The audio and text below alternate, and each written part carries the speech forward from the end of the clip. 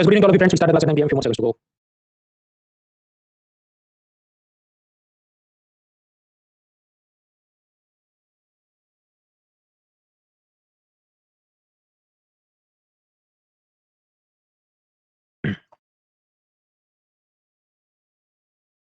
Right friends, so now it is 9 p.m. We start discussing. First question is, can you hear me? देख सकते हैं, सुन सकते हैं, ऊपर से नोट करें. Wendy, Ankit, Mehakpreet, Shiv, Sufi, Shashank, Musharraf and others just remove forward. 4% लोग बोल रहे हैं नहीं देख सकते, तो कीबोर्ड पे कंट्रोल प्रेस करो, क्रोम ब्राउज़र यूज करो, डिसेबल करो, इनको मोड में लॉगिन करो, मोबाइल से देखने में चोरी की स्पीड ठीक हो. Then it should work. Class में जो भी आपने लिख दो, क्लास खत्म के बाद गूगल फॉर्म से पूछ लीजिए, लिंक चैट बॉक्स के फर्स्ट सेक्शन में. और फिर नेक्स्ट वीक में उसके जवाब अपलोड करता हूँ. प्रीलिम्स को भी अराउंड 24 वीक्स आर लेफ्ट. देखिए, ये जो पिलर 1 2 3 4 के अंदर कंसेप्ट लॉजिकल अंडरस्टैंडिंग वो काफी थी. फैक्ट्स जनरल नॉलेज मेमोराइजेशन कम था, लेकिन ये जो पांचवा और छठा पिलर है ये मोस्टली फैक्ट्स जनरल नॉलेज और मेमोराइजेशन ही है, इसलिए इधर गाड़ी तेज चलेगी. तो जो लोग नए जुड़े उनको मैं कहना चाहूंगा पुराने से चालू करो ताकि आपको स्पीड का पता चले. अदरवाइज नेक्स्ट कोर्स में आएगा फरवरी 2025 को, उसमें बैठो, वरना पुराने रिकॉर्ड चालू करो फिर इधर तक पहुंचो. इधर आप आओगे फिर आपको मजा नहीं आएगा. यार हम लोग पढ़े थे पिलर 5 इंफ्रास्ट्रक्चर और उसके अंदर हमने बिजली पानी सड़क ये खत्म किया था. फिर मैंने एक दिन ब्रेक रखा था ताकि आप उस हैंडआउट को प्रोसेस कर सकें. अब शनि रवि वापस हम लेक्चर ले रहे हैं, तो अभी अगले 2 दिन हमें समझना है city infrastructure, rural infrastructure, housing infrastructure, communication and IT infrastructure, ये सब देखना है. यहाँ पर सबसे पहले शुरू करें अर्बन इंफ्रास्ट्रक्चर. तो उसमें ये ministry of housing and urban affairs, उसके नीचे कौन से डिपार्टमेंट, स्टैट्यूटरी बॉडीज, ये सब आपके हैंडआउट में दिया, देख लेना. इसका मैं हैंडआउट मतलब अपलोड कर चुका हूँ. कुछ डेटा याद रखना है कि भारत की 31% पॉपुलेशन शहरों में रहती है एज पर सेंसस 2011, और भारत देश का 60% से ज़्यादा जीडीपी आता है सिटी एरिया से एज पर सेंसस 2011, और ये भविष्य में और बढ़ने वाला है, इसलिए सिटी एरिया पर ध्यान रखना जरूरी है. अब आप कहें वो बराबर, पर सिटी मतलब what is city, what is the definition of city. तो 2 डेफिनेशन याद रखनी है. अगर आप ऐसे एरिया में रहते हैं जहां पर कोई अर्बन लोकल बॉडी है, शहरी स्थानीय निकाय है, municipality, municipal corporation, cantonment board, notified town area committee, ये सब क्या लक्ष्मीकांत की बुक में देखना. तो आपकी सिटी में ऐसा कोई नगर पालिका है तो उसे हम कहेंगे स्टैट्यूटरी टाउन, मतलब कानूनन रूप से ये तो कोई अस्तित्व वाली जगह है. भारत में करीब 4000 ऐसे स्टैट्यूटरी टाउन्स हैं. उसके बाद आप पाएंगे कुछ एरिया में क्या होता है, सपोज एक यूनिवर्सिटी खुल गई, but as a Lovely Professional University, अब उसके आसपास का एरिया भले गांव जैसा हो, पर धीरे धीरे सिटी जैसा डेवलप हो जाएगा. या मान लीजिए ओएनजीसी ने कहीं पर अपना ऑफिस के लिए कुछ कॉलोनी बना दिया, आसपास कुछ नहीं हो, धीरे धीरे वो भी सिटी जैसा डेवलप हो जाएगा. लेकिन वहां पर नगर पालिका नहीं होगी क्योंकि वो ऐसी सिस्टम से बना नहीं है. ऐसे टाउन्स को हम कहेंगे सेंसस टाउन्स. सेंसस टाउन्स की डेफिनेशन क्या है, मिनिमम 5000 लोग रहने चाहिए, वो भी एक छोटे दायरे में, कि विद इन 1 स्क्वायर किलोमीटर 400 लोगों की डेंसिटी होनी चाहिए, पॉपुलेशन डेंसिटी. और उनमें से 75% मेल खेती बाड़ी के अलावा वाला काम करना चाहिए, नॉन एग्रीकल्चर वर्क. 5000 लोग रहते हैं, 75% हम कहें 3/4 3/4 ऑफ देम खेती बाड़ी के सिवाय का कुछ काम करते हैं, manufacturing, service sector, hotel, tourism, taxi. तो फिर उस एरिया में भले म्युनिसिपल कॉर्पोरेशन ना हो, नगर पालिका ना हो, फिर भी हम उसे सिटी कहेंगे और उसे कहा जाता है सेंसस टाउन. ऐसे करीब भारत में 3800 सेंसस टाउन है. ये भी एक बार यूपीएससी ने का एग्जाम में पूछा था, तो you need to be aware of such definitions. अब जैसे हाँ ये पूछा, देखो जियो साइंटिस्ट की परीक्षा में यूपीएससी ने पूछा कि 31% population lives in city area बराबर है as per census 2011 and the number of town was more than 7500. ये कैसे आप समझो, स्टैट्यूटरी टाउन कितने 4000 और सेंसस टाउन कितने 3800, तो कुल मिला के तो हो गया ना 7500 से ज्यादा. तो बोथ स्टेटमेंट्स आर करेक्ट. अब आप समझो ये पूछा सेंसस 2011 का पूछा 2024 में, तो 10 साल से भी ज्यादा. और मैं तो सारे पेपर देखता हूँ, तो शायद पिछले 10 साल में यूपीएससी ने ये डेफिनेशन पूछी नहीं है कि about this number of towns वगैरह. तो समझो 2 साल में कोई प्रश्न पूछा कि नहीं पूछा, उससे आप ट्रेंड प्रेडिक्ट नहीं कर सकते. आजकल बहुत सारे यूट्यूब पे हर एक आदमी फूड ब्लॉगर बन गया, यूपीएससी का एनालिस्ट बन गया है. 2 साल 5 साल में नहीं पूछा, कभी नहीं पूछा भाई, इन्होंने दुनिया ही नहीं देखी है. तो वो सब शॉर्टकट के अंदर नहीं पढ़ो, जो चीज़ थियरी में पढ़नी है तो पढ़नी पड़ती. सिटी को क्लासिफाई करने का एक और तरीका है कि क्लास 1, क्लास 2, क्लास 3, क्लास 4 ऐसे आप क्लासिफाई करो. वो डिपेंड करता है कि उसमें कितने लाख लोग रहते हैं. हमारे लिए इतना काम का नहीं, स्टेट सर्विस की तैयारी कर रहे हो तो ये क्लास 1, क्लास 2 ये सब क्या होता है ये भी आप देख लेना, वो टेबल हैंडआउट में दिया है, ये सब आपके हैंडआउट में दिया है. चलिए सिटी एरिया में डेवलपमेंट के लिए, गटर पानी सड़क व्यवस्था सुधारने के लिए पहले एक योजना थी, Jawaharlal Nehru National Renewal Mission, फिर उसका नाम बदल के किया Amrut, Amrut Atal Mission for Rejuvenation of Urban Transformation. अब इसमें ऐसा है कि 1 लाख से ज्यादा पॉपुलेशन वाले 500 सिटी को टारगेट करते हैं. Public transport, water supply, sewage, ये सब इसमें किया जाता है. नाउ ये जो अमृत है उसका भी सेकंड वर्जन अभी लॉन्च किया, जिसमें वाटर और सीवेज की सब ज्यादा सुविधा हम लोग करेंगे. ये जो अमृत है उसके अंदर भी टेक्निकली क्या किया जाता है कि 25% बजट ये काम होना चाहिए, 25% जमीन के अंदर ये काम होना चाहिए, वगैरह वगैरह. ये मैं पढ़ाने नहीं बैठूंगा, आपको याद रहे उतना, देखना हैंडआउट में सब दिया है. क्योंकि आजकल यूपीएससी को खुजली ऐसी मची है कि जो कोई योजना है उसका एकदम बारीक बारीक जनरल नॉलेज पूछो. अदरवाइज ये योजना ऐसी है कि इनका एक लाइन का जब पूछना चाहिए कि Amrut is for urban infrastructure, okay नहीं, खुजली मची है. 3-4 स्टेटमेंट डालो, उसमें छोटा छोटा पूछो, 25% of the land in the housing project इसमें जाना चाहिए वगैरह. ये तो मैं आपके हैंडआउट में याद रहता, ठीक है, नहीं याद है तो बाकी सब्जेक्ट याद करो. तो हम लोग सिटी देख रहे थे, ईयरबुक हैंडआउट में दिया है, सेंसस डेफिनेशन देखिए, अमृत देखा हमने. अमृत से आगे बढ़े तो स्मार्ट सिटी. स्मार्ट सिटी ऐसा है कि वहाँ पर सब एकदम न्यूयॉर्क और लंदन जैसा हो जाए, कि ट्रैफिक सिग्नल भी सब आईटी और कंप्यूटर एआई से चले, सुबह जो पानी आए रात को स्ट्रीट लाइट चालू हो, सब कुछ एआई कंट्रोल करे, सब डिजिटल हो जाए. That is smart city. Smart city के अंदर खास बात ये होगी कि किधर भी आप खड़े रहो 10-15 मिनट में आपको ट्रांसपोर्टेशन की सुविधा मिल जाएगी. बस मिल जाए, कोई साइकिल आप रेंट पे ले सकते हैं, टैक्सी मिल जाए, वाटरवेज के अंदर जैसे वो इटली वगैरह में आप बोट में जा सकते हैं, ये सारी फैसिलिटी वहाँ पर होगी. अब ऐसी जो स्मार्ट सिटी है तो स्वाभाविक है हर एक व्यक्ति चाहे कि मेरे सिटी को भी स्मार्ट सिटी कर दो. तो सरकार ने ये कहा कि आप अप्लाई करो, मतलब अलग अलग म्युनिसिपल कॉर्पोरेशन अप्लाई करेंगे. यूपी से लखनऊ, इलाहाबाद, वाराणसी, ये सारे म्युनिसिपल कॉर्पोरेशन और उनके जो कमिश्नर होंगे, मतलब आईएएस ऑफिसर, वो प्रोजेक्ट अपना भेजेंगे कि if we get the funding, हमको पैसा मिलेगा तो हम ऐसा सब आधुनिक करेंगे. फिर उसमें से शॉर्टलिस्ट करके स्टेट गवर्नमेंट यूनियन को लिस्ट भेजेगी और उसमें से कुछ 100+ सिटी को स्मार्ट सिटी के नाम पे पैसा दिया जाएगा. अब इसमें तो फिर कौन सी सिटी सिलेक्ट होंगे, तो सरकार ने ये किया कि देखो 100 सिटी 100+ सिटी को पैसा देना है. तो इंटरनल कोटा ऐसे किए गए हैं कि जो स्टेट में पॉपुलेशन ज्यादा है, सिटी एरिया ज्यादा है, उनको ज्यादा पैसा देंगे. तो उस हिसाब से यूपी, तमिलनाडु, महाराष्ट्र स्वाभाविक उनको ज्यादा पैसा जाएगा, जस्ट लाइक कि लोकसभा की भी सीट उन राज्यों में ज्यादा. फिर इसमें से कुछ बार अतरंगी प्रश्न पूछे, इनमें से कौन से सिटी को स्मार्ट सिटी का दर्जा नहीं मिला, तो जावे जोरहाट, पर इतना हम कभी करके तैयार नहीं करके जा सकते. इसमें जनरल नॉलेज नॉट पॉसिबल, या तो क्या है छोड़ दो. क्योंकि समझो बाकी अगर फेमस लिखा होता अगर किधर दिल्ली और मुंबई तो हम एलिमिनेट कर सकते हैं ना, ये तो सारे ऐसे हैं कि you can not be sure किसमें से क्या होगा. अब जो स्मार्ट सिटी प्रोजेक्ट चालू किया तो पता चला कुछ सिटी बहुत अच्छा परफॉर्म कर रहे हैं, ये अहमदाबाद रैंक 1, लेकिन पता चला चंडीगढ़ रैंक 81, इतना अच्छा काम नहीं कर रहा है. तो फिर क्या किया जाए, सिस्टर सिटी प्रोजेक्ट कि जो चंडीगढ़ के ऑफिसर्स हैं वो अहमदाबाद की मुलाकात ले और उधर से बेस्ट प्रैक्टिस सीखे, अहमदाबाद के ऑफिसर उधर जाए और उनको थोड़ा ज्ञान दे। तो ये क्या सिस्टर सिटी प्रोजेक्ट बोला गया, sharing the best practices with each other, inspiration motivation etcetera. ये जो सिटी एरिया है इसके अंदर भी विकलांगों के लिए सुविधा होनी चाहिए। सुगम्य भारत की जो पब्लिक बिल्डिंग्स हैं, लाइब्रेरी, हॉस्पिटल्स, यूनिवर्सिटीज, एयरपोर्ट्स, सब रैंप होना चाहिए। एलिवेटर है तो उसमें सुनाई देना चाहिए यू हैव रीच्ड फ्लोर 1 वगैरह, तो अन्य व्यक्ति भी उसको पता चले कौन से मंजिल पे हम लोग आए हैं।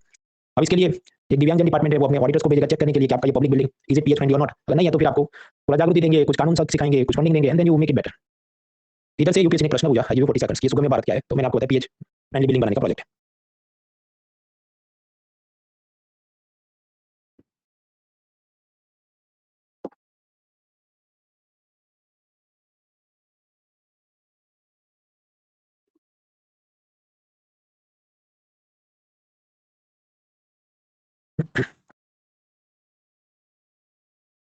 ध्यान से कि कभी भी क्वेश्चन को व्हाट्सएप की तरह स्क्रॉल मत करो, शांति से पढ़ो। और स्टेटमेंट क्या बोलता है, it has provision of pension for persons with disability. अब जिसको व्हाट्सएप और सोशल मीडिया का एडिक्शन है जल्दी जल्दी स्क्रॉल करने का, तो उसका ध्यान क्या जाएगा, it has provision person with disability, यहाँ सुगम्य भारत बराबर है। बट इट इज रॉन्ग, क्योंकि इसमें क्या लिखा है, इनको पेंशन दिया है। इनको पेंशन देने का कहाँ प्रोविजन है, सिर्फ जो बिल्डिंग है वो उनके लिए सुख सुविधा वाली है कि नहीं उतना देखना है। तो फर्स्ट स्टेटमेंट इज रॉन्ग। फिर फर्स्ट और सेकंड तो करेक्ट है, तो जवाब क्या होगा, 1 and 2 ओनली। अब इधर भी आप देखो ये जो प्रोजेक्ट क्या योजना है, सोशल जस्टिस मिनिस्ट्री के नीचे दिव्यांग डिपार्टमेंट, ये जिसको डिपार्टमेंट डिसेबिलिटी वगैरह ऐसा भी उसका कुछ नाम है, 2014 में लॉन्च किया। 2014 मतलब मोदी सरकार जब पहली बार आई थी, उसको भी 10 साल हो गया अभी 2024 में, और पूछा उसने 2024 में। तो एक तो दो चीज समझिए कि पुरानी चीज भी पूछी है, 10 साल पुरानी योजना पूछी है। दूसरा कि ये जो यूट्यूब के अंदर कुछ गेस्ट मास्टर्स हैं वो क्या सिखाते हैं कि मैं तो बिना पढ़े यूपीएससी पास कर गई थी, क्योंकि इसमें जो भी ऑर्गेनाइजेशन के नाम लिखे होते हैं वो गलत होते हैं। तो मेटा कीवर्ड एनालिसिस के हिसाब से parent organisation are always wrong. तो सुगम्य भारत ये डिपार्टमेंट ऑफ दिव्यांगजन ने बनाया, ये स्टेटमेंट गलत होना चाहिए उनकी गेस्ट मास्टरगिरी के हिसाब से। तो देयरफॉर 1 इज रॉन्ग, तो जवाब हो जाएगा C2 and 3, वो तो गलत है ना। तो यूपीएससी का ये तमाचा है उन सब गेस्ट मास्टर्स के ऊपर, और मुझे बहुत आनंद आता है। मतलब मैं हर एक व्यक्ति के अपने आनंद लेने के तरीके होते हैं, कोई कार्टून देख के खुश हो जाए, कोई कपिल शर्मा देख के खुश हो जाए। मुझे सबसे ज्यादा आनंद तब आए जब यूपीएससी यूट्यूब के गेस्ट मास्टर्स को तमाचा मारता है। तो आप ध्यान रखिए उन सबके चक्कर में मत पड़ो, चिकनी चुपड़ी बातें करने वाले बहुत आगे आजकल। बी वेरी विजिलेंट कि क्या पूछा जा रहा है, मुझे उस हिसाब से जवाब टिक करना है। ये सुगम्य भारत 2014 का स्कीम है, 10 साल बाद पूछा इन्होंने। तो हैंडआउट तो लेंथी होगा ना भाई, ये कितना सारा जनरल नॉलेज हम करके जाए तब जाके मछली खाते में आती है, बड़ी सी आपको फिशिंग नेट डालनी पड़ती है। तो हाथ रुमाल की साइज में भी हैंडआउट बना सकते हैं, but it will not help you clear the exam and cut offs. आगे ऐसी और भी छोटी छोटी योजनाएं लॉन्च की। टुलिप इंटर्नशिप, मतलब ये जो कॉलेज के लड़के लड़कियां हैं ये नगर पालिका में जाके इंटर्न बन जाए, मतलब वो उधर डेटा एंट्री का काम करें, कोई फॉर्म बन जाए उसको मदद करें, और ये सबसे उनको समझ आए कि what exactly is urban infrastructure, urban administration, what is public administration, और फिर उनका दिल आ जाए कि हमको भी ये सार्वजनिक सेवा में जुड़ना है, हम आईएएस बने, स्टेट सर्विस दें, पॉलिटिशियन बन जाए, नगर पालिका के कॉर्पोरेटर बन जाए। तो उनको एक्सपोजर कैसे मिले? अमेरिका में ये सब होता है कि उनके जो लोग आते हैं तो नेतागिरी से पहले वो ऐसी कुछ ना कुछ संस्थाओं में काम करते हैं, then they get the exposure and then they get the vibe कि हमें आगे बढ़ना है। तो इसलिए टुलिप इंटर्नशिप प्रोग्राम भी सरकार ने चालू किया है। सिटी के भीतर भी थोड़ा जंगल विस्तार जैसा होना चाहिए, हरियाली होनी चाहिए, तो इसलिए एनवायरमेंट मिनिस्ट्री अपना नगर वन योजना भी चलाती है। हालांकि इतनी लो प्रोफाइल स्कीम है, इसका एक लाइन में याद रखना है। हो सकता है आपको परेशान करने के लिए और जनरल नॉलेज पूछे तो इसको स्किप कर देना है, एक लाइन में याद क्या काफी। तो ये सब हैंडआउट में दिया, माइंड मैप हम पूरी योजना खत्म करेंगे, then it will make sense to you. अब स्वाभाविक ये सब होगा तो कोई ना कोई मोटा क्या जाएगा, मैं रैंक दूंगा, नहीं मैं रैंक दूंगा, नहीं मैं भी रैंक दूंगा, तो उसका कोई अंत है नहीं, दिल की तसल्ली के लिए दिया है। करंट अफेयर्स पीडीएफ वाले पागल हो जाते हैं इसके पीछे, याद रहे तो ठीक है, अदरवाइज की भी भाई ये रैंकिंग बड़े बड़े याद करो, इंटेलेक्चुअल प्रॉपर्टी राइट के वो global competitiveness index, human development index, ये सब की सेंस बनती है, ये तो इसका कोई अंत नहीं। पूरे के ये करंट अफेयर्स पीडीएफ वाले निकालते हैं ऐसा सब। खैर आगे बढ़ते हैं, हम लोग सिटी इंफ्रास्ट्रक्चर समझ रहे थे, हम लोग देखा स्मार्ट सिटी देखा, छोटी मोटी योजनाएं देखी। अब समझते हैं हाउसिंग। सरकार की ये इच्छा है affordable housing to all by 2022। आपके 2022 से 2024 है, लेकिन फिर भी वो चालू है। सस्टेनेबल डेवलपमेंट गोल जो यूनाइटेड नेशन ने बनाए उसमें है कि हाउसिंग फॉर ऑल बाय 2030। इसके वास्ते पहले योजना थी इंदिरा आवास योजना, जिसके अंदर गांव वालों को पैसा देते थे मकान बनाने का। और सिटी एरिया के लिए योजना थी राजीव ऋण योजना, ऋण मतलब डिटर्जेंट नहीं, ऋण मतलब लोन। तो सिटी एरिया में जो इसको मकान बनाना है उसको लोन पे जो ब्याज चलता है, इंटरेस्ट चलता है, उस पर सब्सिडी दी जाती थी। फिर मोदी सरकार आई, उन्होंने कहा ये 2 योजना बंद, अब से हम बोलेंगे प्रधानमंत्री आवास योजना, और इसके 2 कंपोनेंट होंगे।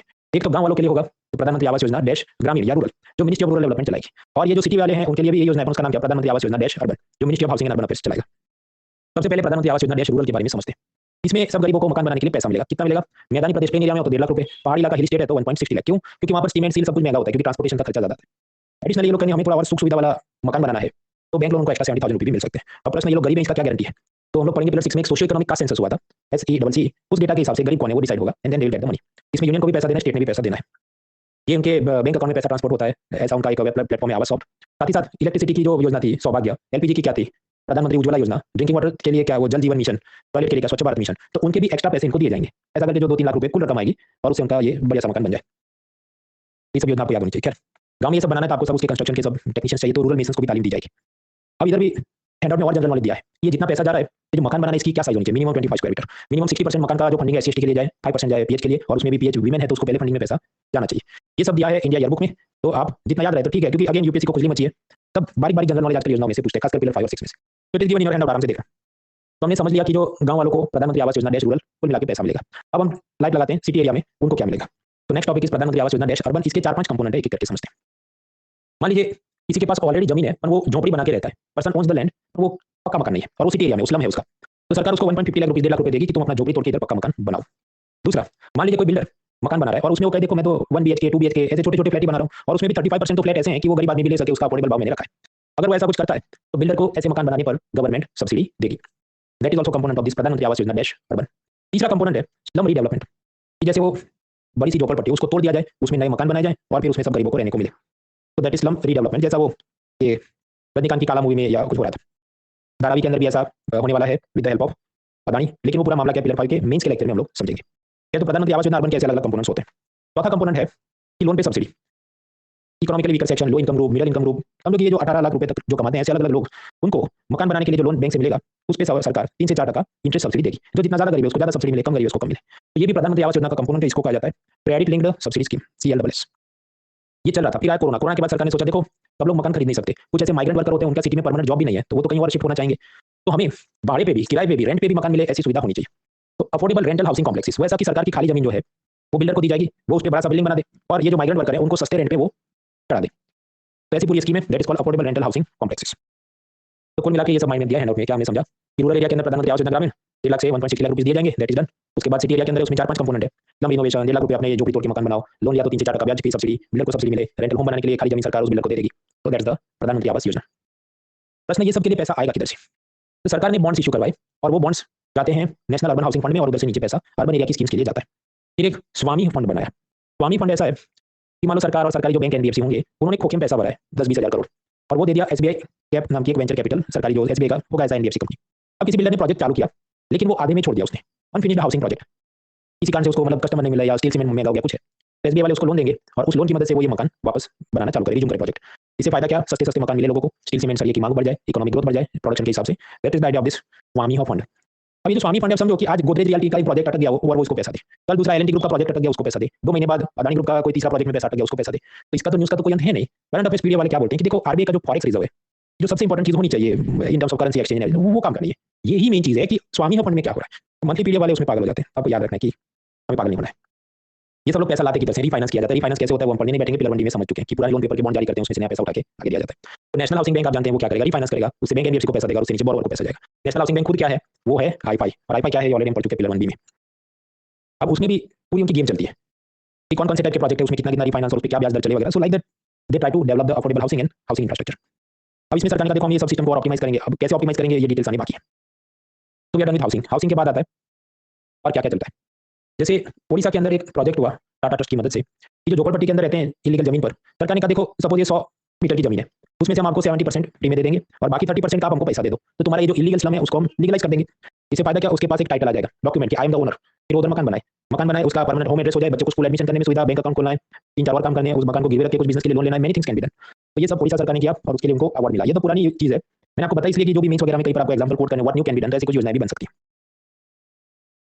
तो we are done with this urban infrastructure. इसमें छोटे छोटे और भी मुद्दे आते हैं कि जैसे रेंटल हाउसिंग, पर वो मेंस के लिए ज्यादा उपयोगी है तो मेंस के लेक्चर्स में समझेंगे। इसके बाद बात आती है ग्रामीण इलाकों की।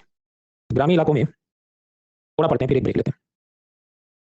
Shyama Prasad Mukherjee Rurban Mission for example, ये अहमदाबाद और गांधीनगर के बीच एक एरिया है Vavol, which is a small village. लेकिन over the period of time क्या होगा, जब सिटीज एक्सपांड होंगे कुछ लोग उधर रहने जाएंगे, आजू बाजू के गांव में से कुछ लोग उधर रहने आएंगे और वो थोड़ा थोड़ा विलेज में से एक स्मॉल टाउन का स्वरूप लेने लगेगा। तो इस प्रोसेस को हम कहते हैं रूरबनाइजेशन।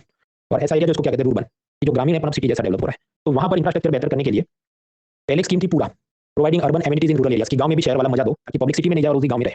फिर वो तो कांग्रेस सरकार की सरकार मोदी सरकार आई, उन्होंने बोला अब से बोलेंगे श्यामा प्रसाद मुखर्जी रूरबन मिशन। अब तो वो बराबर है, तुम लेटेस्ट तुम कांग्रेस सरकार का नाम क्यों लेते हो, उसका कारण क्या आप जानते हैं। स्टेट PCS वालों ने क्या कसम है भाई, क्वेश्चन बैंक अपडेट कर दिया पाप लग जाएगा, तो वो 20 साल से क्वेश्चन बैंक उनका भाई चले, तो वो तो ये भी पूछते हैं कुछ बात कि ये जो पूरा स्कीम है ये किसके लिए है और वो किसने चालू की थी। दैट इज 2004 के, मतलब 20 साल पुराना भी वो पूछते हैं। तो इसलिए मैंने आपको ऑब्जर्वेशन के लिए दिया है।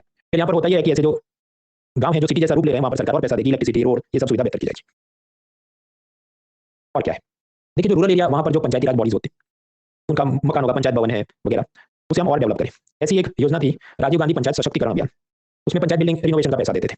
फिर एक राष्ट्रीय ग्राम स्वराज योजना की जिसमें ये सरपंच और वो सेक्रेटरी सचिव ये सबको ट्रेनिंग दी जाएगी क्या बच्चा पब्लिक एडमिनिस्ट्रेशन कैसे करे।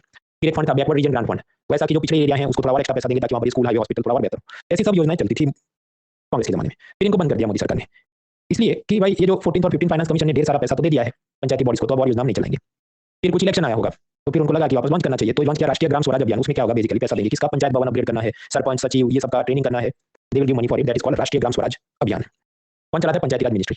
अब वैसे अपने हैंडआउट में अलग अलग मिनिस्ट्री, डिपार्टमेंट, सरकारी संस्थाओं का सब दिया है, पंचायती राज मिनिस्ट्री का मैंने नहीं दिया। इसका कारण कि इसके नीचे समझो कोई नोटबंदी, स्टैट्यूटरी बॉडी, अटैच्ड ऑफिस, सरकारी कंपनी कुछ खास है नहीं, इसलिए मैंने इसकी ईयरबुक इन्फॉर्मेशन आपके हैंडआउट में नहीं दिया। पंचायती राज मिनिस्ट्री की 2-3 जनरल नॉलेज याद रखिए। पंचायती राज दिवस कब मनाते हैं? 24 अप्रैल को मनाते हैं। क्यों मनाते हैं? क्योंकि उस दिन ये जो भी 73rd 74th अमेंडमेंट अमल किया गया था, वो क्या पॉलिटी में पढ़ लेना। फिर सरकार लेकर आई panchayat citizen charter framework. Citizen charter आप समझते हैं, नागरिक अधिकार पत्र। डिपार्टमेंट ऑफ पोस्ट के 3 दिन में तुम्हारा स्पीड पोस्ट पहुंच जाएगा, नहीं पहुंचा तो आप ये नंबर पे कंप्लेन करो, उधर जस्टिस नहीं आता ये नंबर पे कंप्लेन करो वगैरह।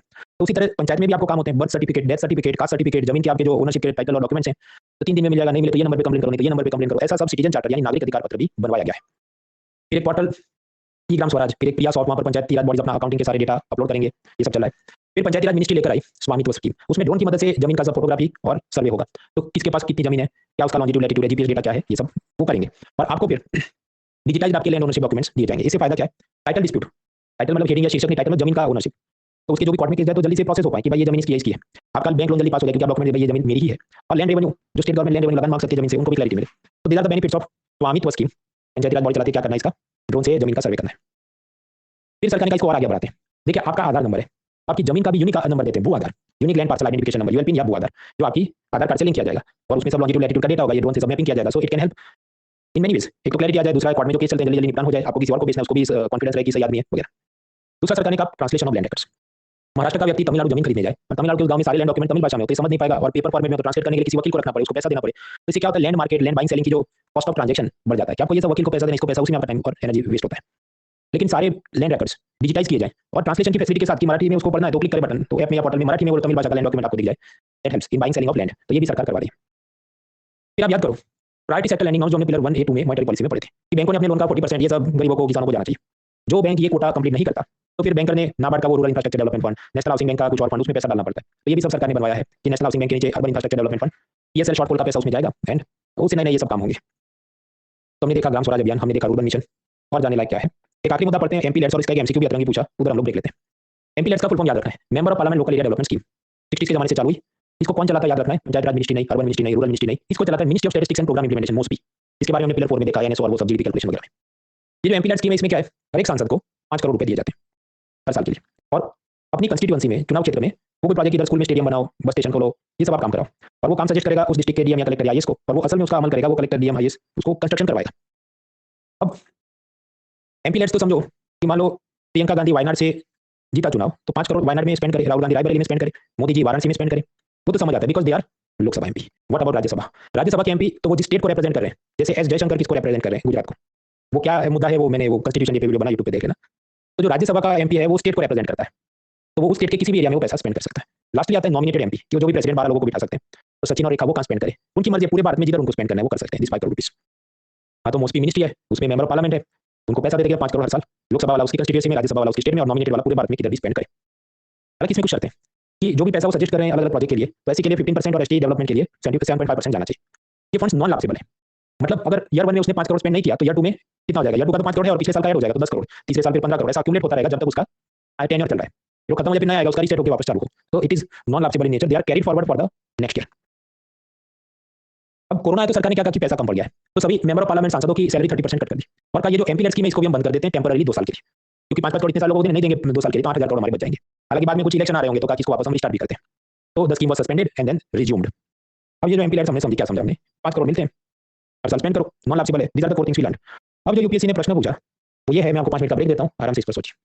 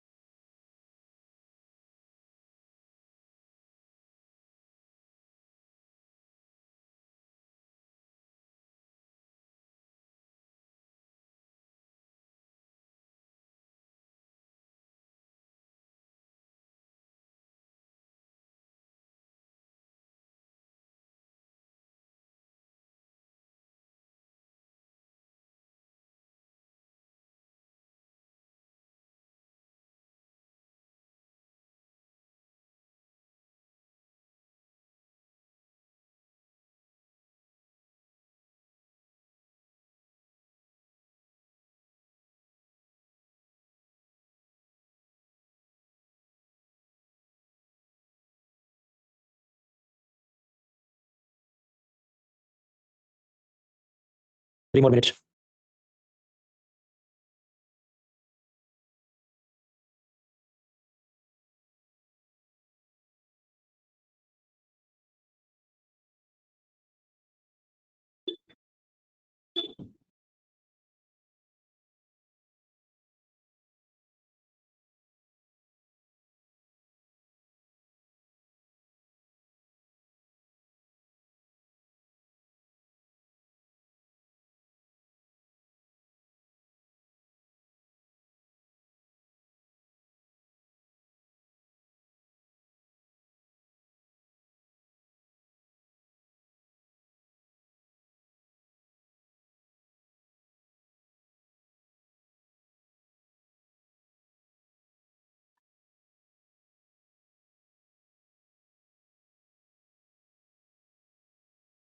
1 more minute.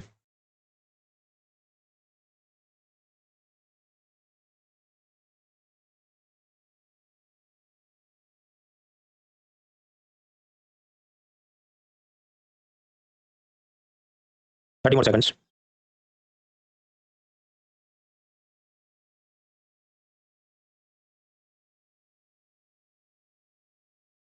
Alright friends, आपको जो ठीक लगता है ABCD voting time starts in 3 2 1 start. Abhinav, Vasu, Pranjal, Ankush, Neha, Salman, Vinay, Neel, Ashutosh, Isha, Juhi, Saurabh, Nikita, Garima, Shashank, Samar, Bhavesh, Vikram, Hayat, Janvi, Deepika, Musharraf, Chahat, Gaurav, Nikhil, प्रार्थना, दिव्या, विश्वजीत, धवल, वैभव, निखिल, अभिषेक, नंदिनी, महक, प्रीत, स्नेहा, अंशुल, माया, प्रीति, शिव, आकाश, अमर, हर्ष, अभिषेक, अंश, आयुष, आशुतोष, ओंकार, अंकित, उत्कर्ष, अंशिका एंड करेक्ट आंसर्स. ये मैंने आपको बताया कि कैरी फॉरवर्ड होता है ना. फर्स्ट स्टेटमेंट क्या बोलता है, कैरी फॉरवर्ड नहीं होता कि साल 5 करोड़ यूज नहीं किया तो अगले साल आपको नहीं मिलेगा, अगले साल सिर्फ 5 ही हो गया, ऐसा नहीं 10 हो जाएंगे if you don't use the money in the first year. First statement is wrong, उस हिसाब से सी चला गया, बी चला गया. तो नाउ यार 50-50 ए हो सकता है, नहीं तो डी हो सकता है. इतना तो इंडिया ईयरबुक और सब किताबों में दिया है, तो हम 50-50 तक पहुंच गए. अब जो बचता है कि ए और डी दोनों जगह 1 एंड 2 इज कॉमन, तो वो तो करेक्ट आंख बंद करके मान लेना. एवरीथिंग बच डाउन की फोर्थ स्टेटमेंट करेक्ट है कि नहीं, कि मिनिमम 10%. मतलब ऐसा बोला कि एक सांसद ने बोला इधर स्कूल का ये ठीक करो, उधर एक बस स्टैंड बनाओ, ये इधर एक तालाब खोदो.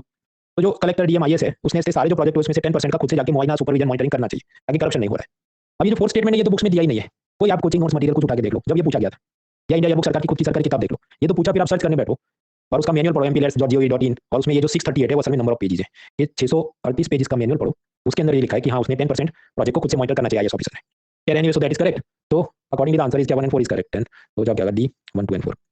मीडियम टू टफ, मीडियम इसलिए कि कम से कम 50-50 हो सकता है, हालांकि टफ इसलिए क्योंकि आखिरी वाला स्टेटमेंट तो किताबों में है ही नहीं. ये हो रहा है, ये सिर्फ एक नहीं, इसके बाद भी जो परीक्षाएं हुई 2020 21 22 23 24 में योजनाओं के बारे में पहले से ज्यादा बारीक माइक्रोस्कोपिक जनरल नॉलेज दे रहा है. क्या कर सकते हैं, पॉसिबल उतना याद करके जाएंगे, 50-50 फिर भी नहीं हो रहा तो छोड़ो इसको, बाकी सब्जेक्ट क्लियर करो. हमें सपना नहीं आ सकता कि वो ऐसा 638 पेज का मैनुअल पढ़ के जाना था. Anyway so we are learning about the infrastructure. बिजली, पानी, सड़क खत्म, सिटी इंफ्रास्ट्रक्चर देख लिया. विलेज इंफ्रास्ट्रक्चर हम लोग देख रहे थे, उसके अंदर rurban mission, MP lads 5 crore की योजना देखी, ग्राम स्वराज योजना देखा. अभी और 2 आदर्श ग्राम योजनाएं हैं. Let me zoom in. 2 योजनाएं हैं. ठीक है, सांसद आदर्श ग्राम वैसा है कि मेंबर ऑफ पार्लियामेंट ने अपनी कंस्टिट्यूएंसी अपने एरिया के एक आध गांव को एडॉप्ट करे कि मैं इधर पर्सनल मॉनिटरिंग करूंगा कि सारी योजनाओं का अच्छे से अमल हो. यहाँ पर कोई एक्स्ट्रा पैसा नहीं देंगे उनको सरकार, पर नहीं बस आप एडॉप्ट करो, पर्सनली मॉनिटर करो कि वो अच्छे से काम हो रहा है कि नहीं. बाकी जितनी भी योजना है, जो भी जन आरोग्य योजना, फसल बीमा योजना, जन धन योजना, just adopt this village and monitor the implementation. दूसरी ऐसी योजना है प्रधानमंत्री आदर्श ग्राम योजना, कि ऐसी विलेजेस जहाँ पर शेड्यूल कास्ट पॉपुलेशन 50% से ज्यादा है उनको भी एक्स्ट्रा पैसा नहीं मिलेगा, पर बाकी योजनाओं का अच्छे से अमल हो, इसका मॉनिटरिंग हम करेंगे. So there is a scheme like that. Now तीसरा होता है तो फिर कि शेड्यूल ट्राइब वाले विलेजेस क्या, हाँ वहाँ पर एक्स्ट्रा पैसा मिलेगा. प्रधानमंत्री आदि आदर्श ग्राम योजना, ये माइंड में आपके हैंडआउट में दिया है, तो इधर अच्छा नहीं दिखे चिंता मत करना, वो दिया उधर. ऐसे विलेजेस की जहाँ पर एटलीस्ट 50% पॉपुलेशन शेड्यूल टाइप की है उनके उत्थान के लिए बनी प्रधानमंत्री आदि Adarsh Gram Yojana. Tribal affairs ministry काम चलाता है और हर एक विलेज को करीब 20 लाख रुपए एक्स्ट्रा मिलते हैं जिससे वो और विकास के काम कर सके. तो दैट इज प्रधानमंत्री आदि Adarsh Gram Yojana. Schedule tribe welfare के लिए और भी स्कीम्स हैं, वो हम लोग छठे पिलर ह्यूमन रिसोर्स डेवलपमेंट में नेक्स्ट वीक से पढ़ना चालू करेंगे. तो ग्राम योजनाएं कुछ देखी. अब थोड़ा आगे बढ़ते हैं. बॉर्डर एरिया में, बॉर्डर एरिया में क्या करेंगे, बॉर्डर एरिया डेवलपमेंट प्रोग्राम. ये कौन देखेगा, डिफेंस मिनिस्ट्री नहीं देखेगी, रूरल मिनिस्ट्री नहीं देखेगी, ये देखेगा मिनिस्ट्री ऑफ होम अफेयर्स. उसके नीचे department of border management. International border से सटे 50 किलोमीटर के एरिया में जो विलेजेस हैं उधर सब road, bridge, school, hospital best किया जाएगा. ये तो चल रहा था. फिर बॉर्डर एरिया में 2 और स्कीम लॉन्च हुई. पीएम डिवाइन स्कीम जो नॉर्थ ईस्ट के अंदर और इंफ्रास्ट्रक्चर बेहतर करने के लिए. फिर एक बोला वाइब्रेंट विलेजेस प्रोग्राम, कि बॉर्डर से जुड़े जो गांव हैं उनके विकास के लिए. अब ये योजना उसने पहले क्या बोला कि अपने देश की जो नॉर्दर्न बॉर्डर है उसके सारे गांव को देंगे. फिर जब योजना अमल की तो कुछ ही स्टेट्स के अंदर सिलेक्ट किया है, अरुणाचल, सिक्किम, उत्तराखंड, हिमाचल एंड लद्दाख. तो मतलब हो सकता है राजस्थान भी तो टच कर रहा है, पंजाब भी तो टच कर रहा है, पर उनको नहीं पैसा दिया. आपके भले नहीं दिया, क्या ही फर्क पड़ता है भाई. पीवाईक्यू में प्रश्न पूछा, पीडीएस एग्जाम में लिस्ट दिया उन्होंने, और कि उसमें मिलता है अब कि उत्तर प्रदेश के जो एरिया टच करते होंगे नेपाल को, उसको भी मिला था, जब नहीं मिला. ध्यान से लिस्ट पढ़ो, Uttar Pradesh is not given. तो अगेन आई रिपीट, जो मैं बोल रहा था कि जो योजना है उसका माइक्रोस्कोपिक जनरल नॉलेज वो पूछ रहे हैं आजकल. मतलब अपनी मेहनत को ज्यादा बढ़ा रहा है. ओके देन अब जानते हैं इस बार सरकार जो बनी 2014-24 की इलेक्शन के बाद मोदी सरकार, तो उसमें आंध्र प्रदेश की तेलुगु देशम पार्टी और बिहार की नीतीश कुमार की पार्टी ने कोalition में सपोर्ट दिया है. तो स्वाभाविक है उनके इंफ्रास्ट्रक्चर के लिए भी एक्स्ट्रा पैसा दिया गया है. कौन से 2024 के बजट में वो क्या दिया, मैंने उधर लिस्ट रखा है आपके हैंडआउट में, टाइम मिले तो देखना. ऑल इंडिया एग्जाम में मुझे इतना काम का नहीं लगता, पर आप स्टेट सर्विस उन स्टेट से और उसकी तैयारी करें तो आपको पता ना चाहिए, क्योंकि बिहार के ये प्लेसेस में लेटेस्ट बजट में पैसा दिया गया है. तो इट इज दैट. अब बात शुरू होती है कि जब हम अलग अलग मिनिस्ट्री डिपार्टमेंट भी पढ़ते हैं अलग अलग पिलर्स के अंदर, जैसे फाइनेंस मिनिस्ट्री का, corporate affairs ministry, commerce ministry. तो ये सब करते करते पूरे और मिनिस्ट्री भी पढ़ लेते हैं तो खेल खत्म हो जाए. कि अभी नाम लिया आपने होम मिनिस्ट्री का. होम मिनिस्ट्री या मिनिस्ट्री ऑफ होम अफेयर्स गृह मंत्रालय के नीचे 5 डिपार्टमेंट है. इंटरनल सिक्योरिटी का डिपार्टमेंट, स्टेट का department, official language, home department, Jammu Kashmir Ladakh का डिपार्टमेंट और बॉर्डर मैनेजमेंट का डिपार्टमेंट. ये जो होम मिनिस्ट्री है ये सेंसस, जनगणना, सिटीजनशिप, नागरिकता, डिजास्टर मैनेजमेंट, ये सब का काम देखते हैं. डिजास्टर मैनेजमेंट के लिए सीडीआरआई नाम की इंटरनेशनल संस्था के साथ भी ये लोग जुड़े हैं. फिर सीएपी मतलब ये बीएसएफ, असम राइफल, ये सब का भी काम देखें. ऑफिशियल लैंग्वेज, पद्म अवार्ड्स, ये सब इनके हाथ में आता है. तो रिमेंबर दैट. अब बात करें डिफेंस मिनिस्ट्री की. डिफेंस मिनिस्ट्री और भी जनरल नॉलेज आपके हैंडआउट में आराम से पढ़ना. उसके नीचे डिपार्टमेंट कौन कौन से, डिपार्टमेंट ऑफ डिफेंस, उसके नीचे आर्म फोर्सेस मतलब army, navy, air force, coast guard, border road organisation, national NCC, cadets, ये सब आता है. फिर एक डिपार्टमेंट ऑफ मिलिट्री अफेयर्स, उसके नीचे आता है chief of defence staff, CDS. अब समझो कोई भी जैसे डिपार्टमेंट, सपोज की होम मिनिस्ट्री है तो उसका टॉप मोस्ट ऑफिसर कौन होगा, सेक्रेटरी, और वो कौन होगा, आईएएस अधिकारी. उसी तरह ये जो डिपार्टमेंट ऑफ मिलिट्री अफेयर्स है उसका टॉप मोस्ट कौन है, तो जब चीफ ऑफ डिफेंस स्टाफ जो यूजुअली आर्मी का ऑफिसर होगा तो उसे सेक्रेटरी रैंक दिया गया है. मतलब सेक्रेटरी रैंक के आईएएस का जो सैलरी होना चाहिए, जो उसको लाल बत्ती वाली गाड़ी मिलनी चाहिए, जो बंगला मिलना चाहिए, जितने चपरासी ड्राइवर मिलने चाहिए, वो सब इसको मिलेगा. तो that is chief of defence staff. अब इसमें भी आईएएस एग्जाम के अंदर एक गजब पीवाईक्यू पूछा 1-2 साल में, ये सीडीएस के क्या पावर्स हैं या उसके क्या प्रोविजन है। अब समझो ये जो ऐसे टॉपिक बन जाते हैं टिपिकल ईयरबुक टॉपिक्स सरकारी मिनिस्ट्री डिपार्टमेंट, तो क्या वो पॉलिटी है, इकोनॉमी तो ये है नहीं, क्या है ये मिलिट्री डिफेंस और आईआर है, तो you have to put effort. ऐसी जो छोटी छोटी और चीजें आपको करनी होती है। अगर अपन किधर दिया है इंडिया ईयरबुक की समरी अनअकैडमी ने भी बनाई है, खरीद के लेनी नहीं है, पीडीएफ फाइल आप डाउनलोड कर सकते हैं। अनअकैडमी यूपीएससी डाउनलोड, ऐसा गूगल सर्च करो अनअकैडमी यूपीएससी डाउनलोड, तो मिल जाएगा आपको सब। तो पुट एफर्ट देयर। कुछ लोग मुझे मेल करते हैं कि मेरा तो ये 75 टू 80 का स्कोर बनता है और 200 में से मेरा तो प्रीलिम क्लियर नहीं हो रहा है, तो फिर दो बात हो सकती है, तो सी सेट आपका बेकार है, पर नहीं तो फिर ये एक्स्ट्रा 5-10 मार्क लाने के लिए जो पॉलिश मारना है वो मार नहीं रहे। ऐसे और भी वो क्लास 11 बायोलॉजी से सवाल आते हैं तो वो करने बैठ, और भी डिपार्टमेंट आपके हैंड आउट में देखना। इसके अलावा एक्सटर्नल अफेयर्स मिनिस्ट्री विदेश मंत्रालय जयशंकर का भी है, आज तो मशहूर है, प्रवासी भारतीय दिवस मनाते हैं हर साल, और छोटे मोटे और चीजें उसमें होंगी वो आपके हैंड आउट में दिया, वो देख लेना। तो ईयरबुक इन्फॉर्मेशन के नाम पे home ministry, defence ministry, external affairs ministry आपके हैंड आउट में दिया, वो देख लेना कौन से उसके नीचे डिपार्टमेंट और कंपनियां हैं। फिर सरकार ने डिफेंस प्रोडक्शन और एक्सपोर्ट की पॉलिसी बनाई, मुझे इतना काम करना है, स्वाभाविक उसमें क्या लिखा होगा, बाहर से माल कम इंपोर्ट करेंगे, भारत के अंदर मेक इन इंडिया ज्यादा करेंगे। डिफेंस मिनिस्ट्री ने एक पोर्टल बनाया, रीजन पोर्टल, कि मान लो एक टैंक है, टैंक के अंदर आजकल तो सब कंप्यूटर से टारगेटिंग होता है, तो उसका कोई मदरबोर्ड होगा। अब ये मदरबोर्ड हो सकता है इधर जो भी इंटेल या डेल का हो, बाहर से मंगवाना पड़े। अब टाटा का ये तो हम भी बना सकते हैं, बाहर से क्यों मंगवाते हो, टाटा को पता ही नहीं होगा कि ऐसा भी कोई चीज टैंक में लगता है।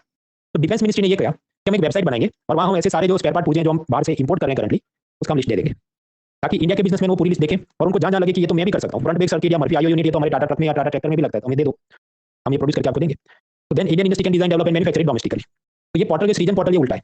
नॉर्मल पोर्टल में क्या आप क्लिक करो तो मैं बाय करना चाहता हूं, इधर बाय करना ऐसा नहीं है, इधर देखो लेट मी जूम इन, नीचे क्या लिखा है, ये फ्रंट ब्रेक कट ये हम इंपोर्ट करते हैं, और टाटा को बटन जो दबाना है वो क्या लिखा है इधर, ऐड टू शो इंटरेस्ट, मतलब टाटा के मैं ये प्रोड्यूस कर सकता हूं, आप मुझे थोड़ा टैक्स सब्सिडी में फायदा करा दो। तो दैट इज द सृजन पोर्टल।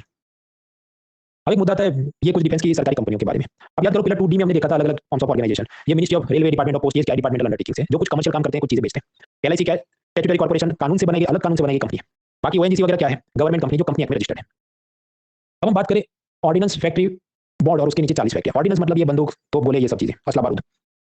ऑर्डिनेंस फैक्ट्रियां हैं, वो पहले डिपार्टमेंट ऑफ पोस्ट जैसा था, डिपार्टमेंटल अंडरटेकिंग्स थे। सरकार ने क्या बोला कि ये जो ऐसी जो भी असला बारूद की कंपनियां हैं उनको गवर्नमेंट कंपनी का रजिस्ट्रेशन कर देंगे। मतलब ये ऐसी बात है कि जो डिपार्टमेंट ऑफ पोस्ट अभी सरकारी विभाग है, आप कहने उसका कंपनी कर देंगे, मतलब आपको चेंज करना पड़ेगा कि वो गजट नोटिफिकेशन से हटा के उसको गवर्नमेंट कंपनी के लिए कंपनी में रजिस्टर करेंगे, ऐसा करना पड़ेगा। तो सरकार ने डिफेंस फैक्ट्री बोर्ड और उसकी 40 फैक्ट्रियों का रजिस्ट्रेशन चेंज कर दिया कि अब से तुम ये डिपार्टमेंट का हिस्सा नहीं हो, तुम अलग से कंपनी हो। इस प्रोसेस को कहते हैं कॉर्पोरेटाइजेशन। कॉर्पोरेटाइजेशन से क्या फायदे, अब सीधा हो जाएगा ना इसका 100% शेयर होल्डिंग, सरकार धीरे धीरे डिसइन्वेस्टमेंट करेगी, तो जो शेयर टाटा अदानी वगैरह खरीदे सरकार को पैसा मिलेगा। प्राइवेटाइजेशन, पूरी फैक्ट्री अदानी अंबानी को बेच सकते हैं, ओवर स्टाफिंग को कम कर सकते हैं। सरकारी विभागों में यूजुअली क्या होगा कि जरूरत से ज्यादा स्टाफ हो गया हो, फिर अब प्राइवेट कंपनी जैसा कर दो, फिर उधर तो वो क्या निकालते रहे 5-5 साल के कॉन्ट्रैक्ट पे रखे, 2-2 साल के कॉन्ट्रैक्ट पे रखे, तो many things may be done. अब स्वाभाविक है ये जो डिफेंस फैक्ट्री में काम करते थे, सरकारी डिफेंस फैक्ट्री में काम करने वाले जो मजदूर हैं वो कहीं हम तो हड़ताल पे चले जाएंगे क्योंकि आप इसको प्राइवेटाइज कर रहे हो धीरे धीरे और हमारी नौकरी चली जाएगी। तो सरकार ने कानून बनाया एसेंशियल डिफेंस सर्विसेज बिल के बाद में एक्ट, कि अगर ये डिफेंस फैक्ट्री का वर्कर हड़ताल पे गया तो उसको जेल में फिट कर देंगे, तुम हड़ताल पे नहीं जा सकते। तो that is the essential defence service bill act. इसका क्या ऑब्जेक्टिव है, साउथ कोरिया और इजराइल की तरह कंपलसरी कंस्क्रिप्शन, मतलब सब नौजवानों को 3 साल मिलिट्री सेवा करनी है, नहीं ऐसा नहीं है। जो डिफेंस फैक्ट्री है उसके वर्कर हड़ताल नहीं जा सकते, ऐसी कानून है। आगे छोटा मोटा जनरल नॉलेज हैंड आउट में देख लेना। तो we are done with this बिजली, पानी, सड़क, city infrastructure, village infrastructure. Now next is communication and IT infrastructure. ये सब भी दिया आपके हैंड आउट में, वो देख लेना, जाने लायक क्या है। कुछ लोग को लगे क्या बोरिंग तुम पढ़ा, देखिए someone has to teach it and at some point you have to learn it। ये ऐसे 100 में से एक आध सवाल मुश्किल से आ जाए आपको, स्टेट सर्विस, सीडीएस वगैरह में there is more probability, but you need to be bit aware of all these things that are present in a government organization, ताकि आप विजुलाइज भी कर सको कि भाई आईएएस का आईपीएस का ऑफिसर का क्या काम होता है। अब तो ये कम्युनिकेशन आईटी इंफ्रास्ट्रक्चर के अंदर जाने लायक कौन कौन सी चीजें, मिनिस्ट्री ऑफ कम्युनिकेशन, संचार मंत्रालय, इसके नीचे 2 चीजें याद रखें, डिपार्टमेंट ऑफ पोस्ट इसके नीचे आता है, डिपार्टमेंट ऑफ टेलीकॉम भी इसके नीचे आता है। अब इनके नीचे क्या है, डिपार्टमेंट ऑफ पोस्ट के नीचे आता है इंडिया पोस्ट पेमेंट बैंक, जो हमने पिलर 1B 1 क्लासिफिकेशन में पढ़ा। ये पेमेंट बैंक मतलब किसी को लोन नहीं दे सकता, क्रेडिट कार्ड नहीं दे सकता, ये सब हम पढ़ चुके हैं।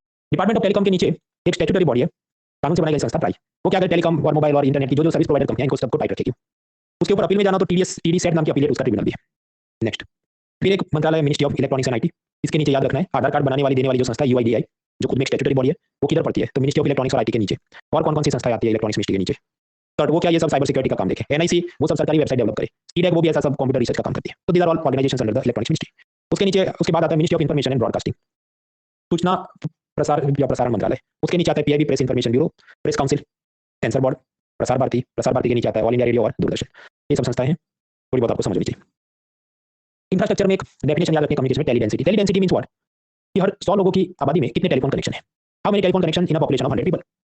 तो पता चले रूरल एरिया में 59 है, ऑल इंडिया 86 है, मतलब 100 लोग हैं तो 86 के पास मोबाइल है या टेलीफोन कनेक्शन है। सिटी एरिया का अलग से निकालो 139 आता है। लोग ऐसा बोला है कि 100 लोग हैं और 139 मोबाइल फोन या टेलीफोन कनेक्शन, ऐसा कैसे भाई, एक आदमी 2 सिम कार्ड रख सकता है ना, तो दैट इज टेलीडेंसिटी। ये तो डेटा थोड़ा पुराना है, अभी तो और इंप्रूव हो गया होगा, बट हमें डेफिनेशन समझनी थी। सरकार ने ये कहा कि देखो एयरटेल और जियो ये तो मुंबई दिल्ली में तो दिन रात टावर लगाएंगे, लेकिन खुद से ये लोग अरुणाचल प्रदेश या गांव में या नक्सल एरिया में नहीं लगाएंगे, क्योंकि उधर उनको कस्टमर कम मिलेंगे। इसलिए सरकार ने ये सब मोबाइल टेलीफोन कंपनियों को बोला, जियो, एयरटेल या जियो जो भी, कि तुम जितना कमाते हो उसका 5% हमको दे दो, एक तिजोरी में रखेंगे जिसका नाम होगा यूनिवर्सल सर्विस ऑब्लिगेशन फंड यानी यूएसओएफ, जो टेलीकॉम डिपार्टमेंट के नीचे होगा।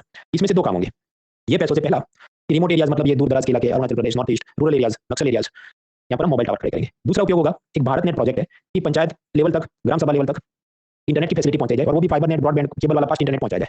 जैसा भारत नेट प्रोजेक्ट है उसमें भी वो पैसा देंगे। ऐसा ये यूनिवर्सल सर्विस ऑब्लिगेशन फंड बना था। फिर अभी सरकार ने क्या कहा, देखो ये फंड के अंदर से जो भी पैसा 100 रुपये आए तो मुश्किल से 72 रुपीज ही खर्चे हो रहे हैं, क्योंकि आईएएस ऑफिसर वो सुस्ती में रहे या नीचे कोई उनको काम का प्रोजेक्ट नहीं लगे या लगे ये नक्सल एरिया में लगा तो ब्लास्ट टिकल देने वाले हैं अभी और हमको इंपॉर्टेंट काम है। तो fund was not fully utilised. तो सरकार ने कहा ठीक है हम इसका नाम बदल लेंगे, तो नया नाम क्या, digital Bharat Nidhi fund, so that is the new name. उसमें दो चार और मुद्दे रखे गए, इसमें से अब टेलीकम्युनिकेशन का रिसर्च, हैंडसेट का मैन्युफैक्चरिंग, गरीबों को, गांव वालों को, महिलाओं को अफोर्डेबल कैसे बना सके, ये सब रिसर्च हम करेंगे। सो that is digital Bharat Nidhi fund. वो क्या है, जो चाचा वही भतीजा है, वो जो फिल्म थी गोविंदा की। So basically it is the same thing, it is just like कि बैंक बोर्ड ब्यूरो क्या है, वो एफएसआईसी है। नेक्स्ट ट्राई, कम्युनिकेशन सब टॉपिक रेगुलेटर सब टॉपिक ट्राई, ये स्टैट्यूटरी बॉडी कानून से बनी है। ये तीन काम करती है, टेलीकॉम कंपनी को रेगुलेट करे, इंटरनेट में इंटरनेट सर्विस प्रोवाइडर जो आपको ब्रॉडबैंड और बाकी सुविधा दे रहे हैं उनको रेगुलेट करे, और तीसरा DTH cable TV, dish TV, Tata sky, इनको रेगुलेट करे। So it has 3 functions. ये एक जमाने में कंसेप्ट चर्चा में था नेट न्यूट्रलिटी। मान लीजिए आपने जियो से इंटरनेट लिया और मुकेश अंबानी ये कहे कि देखो अगर तुम रिलायंस की साइट खोलोगे तो 1 सेकंड में खुल जाएगी, लेकिन ये फेसबुक का जो मार्क जकरबर्ग आया था तो उसने अनंत अंबानी की शादी में शगुन के लिफाफे में ठीक पैसा नहीं रखा था, तो उसका वेबसाइट में जल्दी नहीं खोला, उसका वेबसाइट में 10 सेकंड बात करूंगा, then it is not right. क्योंकि जो इंटरनेट सर्विस प्रोवाइडर है उसने न्यूट्रल रहना चाहिए कि सामने जो वेबसाइट है वो मुझे पसंद है कि नहीं पसंद है, मेरा बिजनेस राइवल है, तो भी वो इतनी फास्ट खुलनी चाहिए। तो नेट न्यूट्रलिटी क्या है कि ISP must treat all the internet traffic equally without reducing down speed towards any website. This concept is called net neutrality. एक जमाने में it was a very hot topic, क्योंकि इसके आप पैरेलल और भी ड्रॉ कर सकते हैं कि जैसे हॉस्पिटल में भी अलग अलग लेवल के आपके वार्ड्स और उसके अंदर आपको फैसिलिटी प्लस माइनस होती है। मंदिरों के अंदर भी आप जानते हैं नॉर्मल श्रद्धालुओं की लाइन होती है और वीआईपी दर्शन का अलग लाइन होता है, उनको जल्दी जल्दी उधर भेज सकते हैं। तो उस लॉजिक पर आईएसपी को भी तो छूट होनी चाहिए कि वो ये वेबसाइट को तेज खोलूंगा, इन वेबसाइट को मैं धीमे से खोलूंगा, स्टूडेंट भी अलाउड। क्या वो बड़ी सी एथिकल डायलेमा थी, धीरे धीरे टॉपिक अभी तो वो ठंडा हो गया, but is never net neutral. और क्या चलता है इसके बाद का मुद्दा है 2G scam, adjusted gross revenue, और उसके बाद टेलीकॉम बिल में क्या कंट्रोवर्सीज, ये समझने अपनी कंटिन्यूअसली लंबा हमको पढ़ना पड़ेगा, तब तक एक ब्रेक लेते हैं ताकि फ्रेश माइंड से इसको एड्रेस कर सकें। ब्रेक में एक और आप अतरंगी सवाल ट्राई करो। इंडिया सैनिटेशन कोalition में भगवान मालिक क्या का जवाब है, फिर उसको हम बाद में देखेंगे। मतलब इसको सॉल्व करने में मुझे सेंस भी नहीं लगती है। Anyways break for 5 minutes. इसको हम सॉल्व नहीं करेंगे, इसमें भी आंसर के हिसाब से लग जाता है, किताबों में लग जाता है, बट ऑब्जर्व द क्वेश्चन।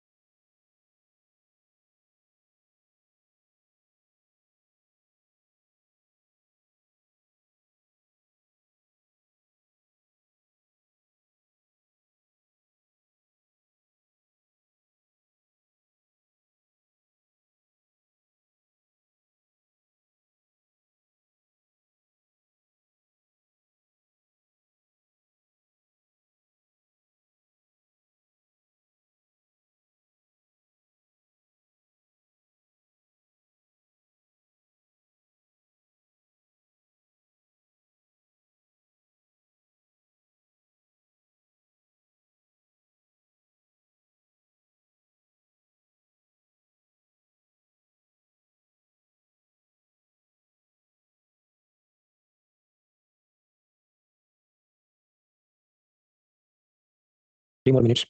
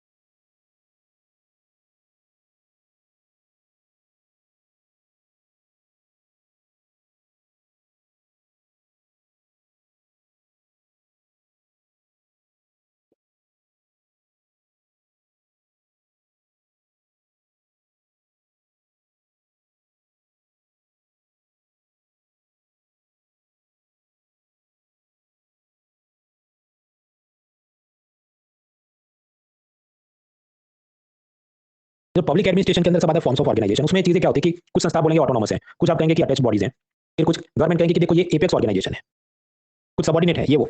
अब ये इनकी इंटरनल हायरार्की और ये सब अपने जीएस में काम करनी है। इन्होंने ये जो प्रश्न पूछा उसमें जो सेकंड स्टेटमेंट क्या बोलता है कि जो national institute of urban affairs is apex body, तो उनके आंसर के हिसाब से अलग जाता है। उसका एनुअल रिपोर्ट पढ़ो तो वो कुछ अलग बोलता है कि वी आर ऑटोनोमस ऑर्गेनाइजेशन और हमारा एपेक्स वाला स्टेटस था नहीं था। तो पूरा क्वेश्चन ही असल में उन्होंने गलत सेट किया, क्योंकि ऑफिशियल आंसर की और सरकारी डॉक्यूमेंट मैच नहीं होते। अब वो मामला क्या होगा, आपको पढ़ाने भी बैठो तो 10 मिनट टाइम वेस्ट करने की बात है, because even in real life you could not have anticipated कि हम ये तैयारी करके जाते। तो ऐसे प्रश्न जब दिखे इसको छोड़ देना चाहिए, उसमें दिमाग खर्च नहीं करना चाहिए। That is the take away point. और ये क्यों पूछ रहे हैं मुझे तो यही समझ नहीं आ रहा है व्हाट एग्जैक्टली। एक तरफ आपको भी encourage everyone to appear for the exam, अब गांव के गरीब के विद्यार्थी की तरफ से इसको सॉल्व करेंगे, सिटी के भी नहीं कर सकते, कोई नहीं कर सकता। यार नेक्स्ट इज दिस टेलीकॉम हम लोग पढ़े थे, ईयर बुक इन्फॉर्मेशन देखा, ट्राई देखा, 2G स्कैम से लेके अब एडजस्टेड ग्रॉस रेवेन्यू वगैरह कंट्रोवर्सी समझनी है। 2G स्कैम मूवी टिकट का जो ब्लैक मार्केटिंग होता था पहले के जमाने में, it was just like that कि सब लोग लाइन में खड़े, हमको अवेंजर एंड गेम देखना है। अब एक जो बदमाश व्यक्ति है वो क्या करे, सारी टिकट खरीद ले ताकि शॉर्टेज हो जाए, फिर बाहर वालों को वो 800 रुपए में वो 200 रुपए की टिकट बेचे। Similar problem happened in the 2G scam कि जो भी टेलीकॉम कंपनी है, वोडाफोन, जियो वगैरह, उनको 2G स्पेक्ट्रम का लाइसेंस चाहिए, तो लाइन में लग जाओ and first come first serve basis. जैसे सिनेमा हॉल में पहला जो आदमी है उसको पहले टिकट मिलेगा, इधर भी लाइन में जो पहला खड़ा है उसको पहले हम लाइसेंस देंगे। अब हुआ ये कि जो पहले खरीदे वो सब बदमाश पार्टियां थी, उनको असल में मोबाइल टेलीकॉम कंपनी शुरू ही नहीं करनी थी, उनको बस वो लाइसेंस ले लेना था और फिर वो जिसको वास्तव में खरीदना था वोडाफोन वगैरह को, उनको वो 200 रुपए की चीज 800 में बेचे, ब्लैक मार्केटिंग जैसा केस हुआ। अब सरकार ने क्या रिफॉर्म लिया, सरकार ने रिफॉर्म ये लिया कि ऐसा लाइन में खड़ा रहा तो first come first serve basis वाला सिस्टम खत्म। अब से आपको टेलीकॉम का धंधा करना है तो दो चीज चाहिए, एक तो लाइसेंस चाहिए और दूसरा आपको स्पेक्ट्रम चाहिए। वो बात ऐसी है कि थिंक ऑफ इट लाइक मुझे ट्रांसपोर्ट का धंधा करना है, ट्रक ट्रांसपोर्ट का, तो दो चीज चाहिए, क्या ट्रक का लाइसेंस चाहिए और दूसरा ट्रक खुद चाहिए जिसमें माल भर के मैं ले जाऊंगा। सिमिलरली अगर मुझे टेलीकॉम बिजनेस करना है तो मुझे दो चीज चाहिए, एक तो लाइसेंस चाहिए टेलीकॉम का, और ये जो ट्रक में भर के ले जाना है मतलब डेटा वॉइस वगैरह, वो ट्रक यानी कि मुझे स्पेक्ट्रम चाहिए। So now two things are required, one is licence and two is spectrum. अब सरकार ने ये कहा कि देखो अब से लाइसेंस के लिए तुम अलग से अर्जी डालो, और वो तो ड्राइविंग लाइसेंस भी सबको मिल ही जाता है if you pass the test, उसमें ऐसा नहीं फर्स्ट कम फर्स्ट सर्व बराबर है, पहले लाइन में खड़ा उसको मिलेगा तो आखिरी खड़ा है उसको भी मिलेगा, ऐसा नहीं कि बंद हो जाएगा खिड़की। तो लाइसेंस आपको मिलेगा, लेकिन फिर आपको ट्रक चलाना है तो उसका अलग पैसा लगेगा। तो company needs to buy the spectrum separately from government, और उसकी बिडिंग यानी कि नीलामी होगी, ये 2G स्पेक्ट्रम 3G स्पेक्ट्रम किसको कौन से सिटी में ये वाले बैंड्स चाहिए, गवर्नमेंट वो सबका ऑक्शन करेगी और फिर ये अलग अलग कंपनियां उसको यूज करेगी। तो now the things are separated, licence अलग है और स्पेक्ट्रम अलग है। और क्या ये केस के अंदर भी ये राजा वगैरह को सजा नहीं हुई, बाद में उनको बाइज्जत बरी कर दिया था। तो that was the 2G scam. अब इसके बाद सरकार एक नया कानून लेके टेलीकॉम बिल या एक्ट 2023। स्पेक्ट्रम कैसे लेना है, तो सरकार ने क्या कहा कि बिडिंग से लेना है, नीलामी में आपको लेना है, क्योंकि सुप्रीम कोर्ट ने ये जो 2G स्कैम चल रहा था तब सुप्रीम कोर्ट ने क्या कहा कि एडमिनिस्ट्रेटिव एलोकेशन मत करो, सरकार अपने विवेक से किसी को भी दे दे तो इसमें मिनिस्टर और करप्शन का स्कोप बनता है, इसलिए स्पेक्ट्रम का एडमिनिस्ट्रेटिव एलोकेशन नहीं होना चाहिए। अदरवाइज उसको बैन कर दिया किसने, सुप्रीम कोर्ट ने 2012 में। लेकिन ये जो नया कानून है टेलीकॉम एक्ट, उसमें कहा नहीं ये एडमिनिस्ट्रेटिव एलोकेशन भी हम करेंगे, नीलामी हर जगह नहीं करेंगे, कुछ लोग को बस ऐसे ही दे देंगे। ऐसे किसको दे देंगे वो याद रखना है। सैटेलाइट इंटरनेट जैसे इलॉन मस्क का स्टारलिंक प्रोजेक्ट है, उन सबको एडमिनिस्ट्रेटिव एलोकेशन होगा, उनको कोई नीलामी में बिडिंग नहीं करना होगा। अब स्वाभाविक है इसे मुकेश अंबानी का शेयर इमोजी हो गया, क्योंकि उसका क्या प्लान होगा कि अगर सरकार बिडिंग करवा दे, नीलामी से हमको ये सब दे दे, तो इलॉन मस्क इतना पैसा नहीं देगा जितना मैं दूंगा और मैं सारा इधर कैप्चर कर लेता हूं, but that did not work out. तो सैटेलाइट इंटरनेट में एडमिनिस्ट्रेटिव एलोकेशन होगा, याद रखना है। तो सरकार अपने विवेक से किसी को अलाउ करेगी। उसी तरह डिफेंस सिक्योरिटी के लिए, रिसर्च के लिए जो जो स्पेक्ट्रम देना है उसमें नीलामी नहीं होगी, तो सरकार अपने हिसाब से अलग अलग लोगों को देती रहेगी। तो फिर आगे नीलामी किधर होगी भाई, नीलामी होगी, ऑक्शनिंग होगा किसके वास्ते, ये सब 2G 3G 5G ये सब के लिए, जो नॉर्मल कमर्शियल यूज के लिए आप स्पेक्ट्रम यूज करेंगे वॉइस डेटा वगैरह के लिए, वहां पर ही कमर्शियल बिडिंग और ऑक्शनिंग हो सकती है। बाकी जो काम है satellite internet, defence security, research, उसमें होगा एडमिनिस्ट्रेटिव एलोकेशन। दूसरा, ये टेलीकॉम बिल के अंदर और क्या कंट्रोवर्सी चलती है, अगर डिजास्टर इमरजेंसी या नेशनल सिक्योरिटी हो गया तो सरकार ये जितनी भी टेलीकॉम कंपनी उनको टेक ओवर कर सकती है कि इधर ये टेलीफोन चलेगा कि नहीं चलेगा, इसमें शुरुआत में कॉलर ट्यून क्या बजेगा, SMS क्या जाएगा, दे कैन डू एवरीथिंग। दूसरा, जो SMS और ये व्हाट्सएप वगैरह भेजा जाता है आप जानते हैं वो सब एनक्रिप्टेड होता है, उसको थर्ड पार्टी डिकोड नहीं कर सकता। लेकिन ये कानून में ऐसा लिखा कि सरकार चाहे तो कंपनी को बोल सकती है कि तुम डिक्रिप्टेड फॉर्मेट में हमको ये सब डेटा दो, जो भी व्हाट्सएप मैसेज गया या कुछ, तो डर का माहौल है, ऐसा सब क्रिटिक्स बोलते हैं। अब क्या होता था कि मान लीजिए एयरटेल ने अहमदाबाद में स्पेक्ट्रम लिया और जियो ने ले लिया जो भी बड़ौदा में ले लिया, लेकिन फिर पता चले कि एयरटेल के अहमदाबाद में कस्टमर ही नहीं है, तो ये 5 किलो स्पेक्ट्रम लेके बैठा था उसका वो कुछ आचार डाल नहीं सकता। तो एयरटेल चाहे मैं अपना ये स्पेक्ट्रम जियो को रेंट पे दे देता हूं या बेच देता हूं, आई वांट टू सेल और rent my extra spectrum to Jio. तो पहले ये सब मुश्किल था कि आपको डिपार्टमेंट ऑफ टेलीकॉम में अर्जी डालनी पड़ी, वो अप्रूव करे। अब ईज ऑफ डूइंग बिजनेस कि तुम्हारा अनयूज्ड है तुम दे दो, मतलब आपने 10 ट्रक खरीदे लेकिन 3 ट्रक का यूज नहीं कर पाए, आप किसी और को रेंट पे चढ़ा सकते हैं। कुछ केस में तब मुकेश अंबानी ये कहे कि देखो मेरे पास 2 किलो का अनयूज्ड स्पेक्ट्रम है, लेकिन मैं वोडाफोन को तो नहीं दूंगा, मैं मर जाऊंगा पर उनको नहीं दूंगा, जो भी मेरा ईगो या इनसिक्योरिटी है। तो गवर्नमेंट कंपलसरी टेक अवे करके दूसरों को रीसेल कर सकती है। अगर सरकार को लगे ये कंपनी जरूरत से ज्यादा स्पेक्ट्रम लेके बैठी है पर उसका एफिशिएंट यूटिलाइजेशन नहीं हो रहा है, तो तीसरी कंपनी को दे भी सकते हैं। कौन, सरकार। आपको जो भी सिम कार्ड लेना है उसके लिए बायोमेट्रिक ऑथेंटिकेशन, मतलब ये सब आधार कार्ड और सब फिंगरप्रिंट ये सब करना पड़ेगा, वरना वो सब बैन हो जाएगा। और भी डिटेल्स आपके एंड में देखा। तो दैट इज द स्पेक्ट्रम। अब इसके बाद मुद्दा आता है कुछ और दूसरी कंट्रोवर्सी, एडजस्टेड ग्रॉस रेवेन्यू। ये ऐसा है कि सरकार ने इन सब टेलीकॉम कंपनियों को लाइसेंस दिया है कि तुम टेलीकॉम का धंधा करो, और जब ये रिफॉर्म दिया गया जो भी प्राइम मिनिस्टर नरसिम्हा राव के LPG रिफॉर्म्स में, तब सरकार ने तुमको लाइसेंस तुम देंगे, लेकिन तुम जितना पैसा कमाते हो उसका X% हमको देना पड़ेगा। टेलीकॉम कंपनी अपनी आमदनी का कुछ हिस्सा सरकार को हर साल देना होगा। अब यहाँ ठीक है बराबर दे देंगे, पर शर्त है कि कौन सा परसेंटेज कैसे कैलकुलेट करना है।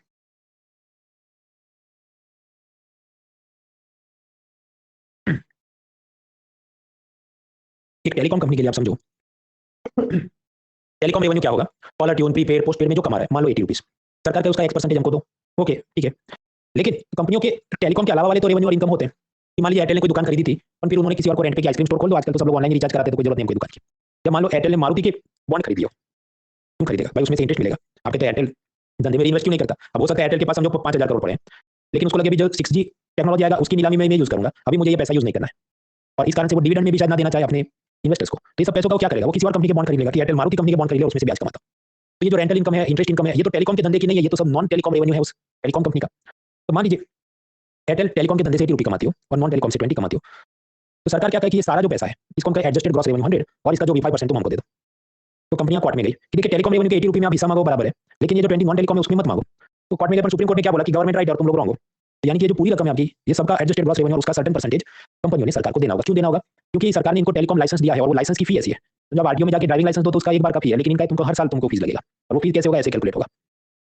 अब ये करने के चक्कर में इन पर तो एडजस्टेड ग्रॉस रेवेन्यू का बहुत सारा पैसा देना है, तो नहीं दिया सरकार ने कहा उस पर ब्याज चढ़ेगा, उस पर और पेनल्टी लगाएंगे बोल के 43,000 करोड़ से लेकर 62,000 करोड़ रुपये जियो वोडाफोन एयरटेल ये सबने सरकार में जमा करने, क्योंकि इतने साल थे वो भर नहीं रहे थे, कोर्ट में गए, कोर्ट में हार गए, तो सरकार ने कहा तुम्हारे इतने साल चलेगा ब्याज और ये सब चलेगा।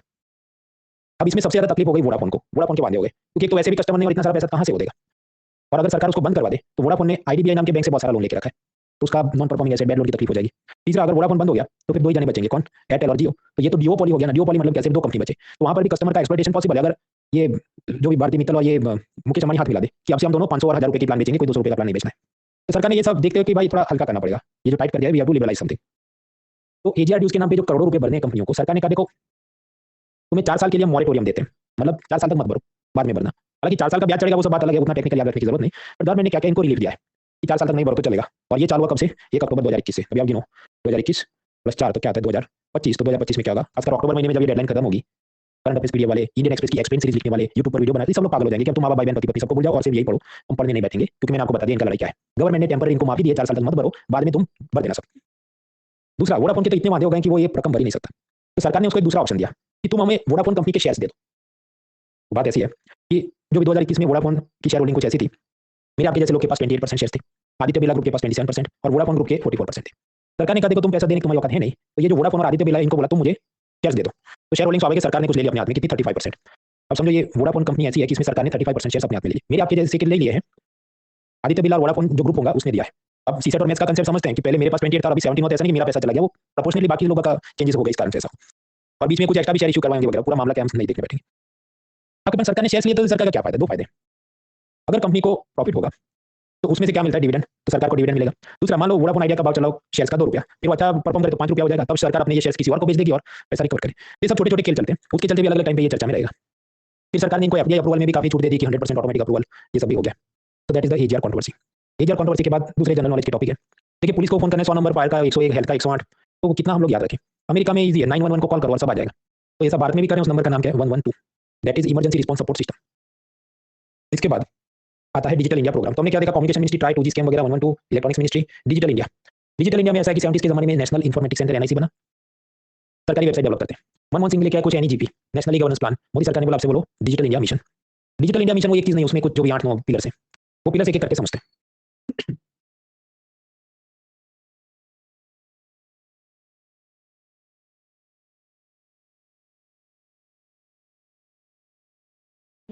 नेशनल नॉलेज नेटवर्क, वैसा यूनिवर्सिटी में एकदम हाई स्पीड इंटरनेट के तार सरकार बिछा देगी। भारत नेट वो क्या है? ग्राम सभा, ग्राम पंचायत तक सब इंटरनेट की फैसिलिटी करेंगे। घर तक फाइबर, वो बिहार में इलेक्शन था तो कहाँ उधर भी इंटरनेट लॉन्च करो। फिर एक पीएम वाणी स्कीम है, पब्लिक वाईफाई, वो नेक्स्ट स्लाइड में समझते हैं। डिपार्टमेंट ऑफ टेलीकॉम सब टॉपिक पीएम वाणी, प्रधानमंत्री वायरलेस एक्सेस नेटवर्क इंटरफेस, वैसा ये जो भी किराने की दुकान वाले और ये सब हैं, स्टॉल वेंडर वगैरह, उनको सरकार ने कहा देखो अब से तुम पब्लिक डेटा ऑफिस बन जाओ। एक जमाने में जैसे एसटीडी पीसीओ बूथ हुआ करते थे, क्योंकि हर एक व्यक्ति के पास, समझो 80s के जमाने में टेलीफोन घर पे नहीं था, तो आपको कॉल करना है, एसटीडी पीसीओ बूथ में जाओ और करते थे कॉल। तो आज की तारीख में जिनके पास मोबाइल इंटरनेट का प्लान नहीं है या अच्छी स्पीड का इंटरनेट नहीं है, इंटरनेट है ही नहीं उसके घर में, तो वो जाए कि आजू बाजू की किराना स्टोर वाले ने बड़ा सा राउटर लगाएगा जिससे आजू बाजू से वाईफाई फैलाएगा, और फिर आप उसमें ज्वाइन करो तो उसमें ऐसा होगा कि मान लो 100 MB है और उसके बाद जितना यूज किया वो चार्जेबल होगा, 2-5 रुपये कुछ होगा।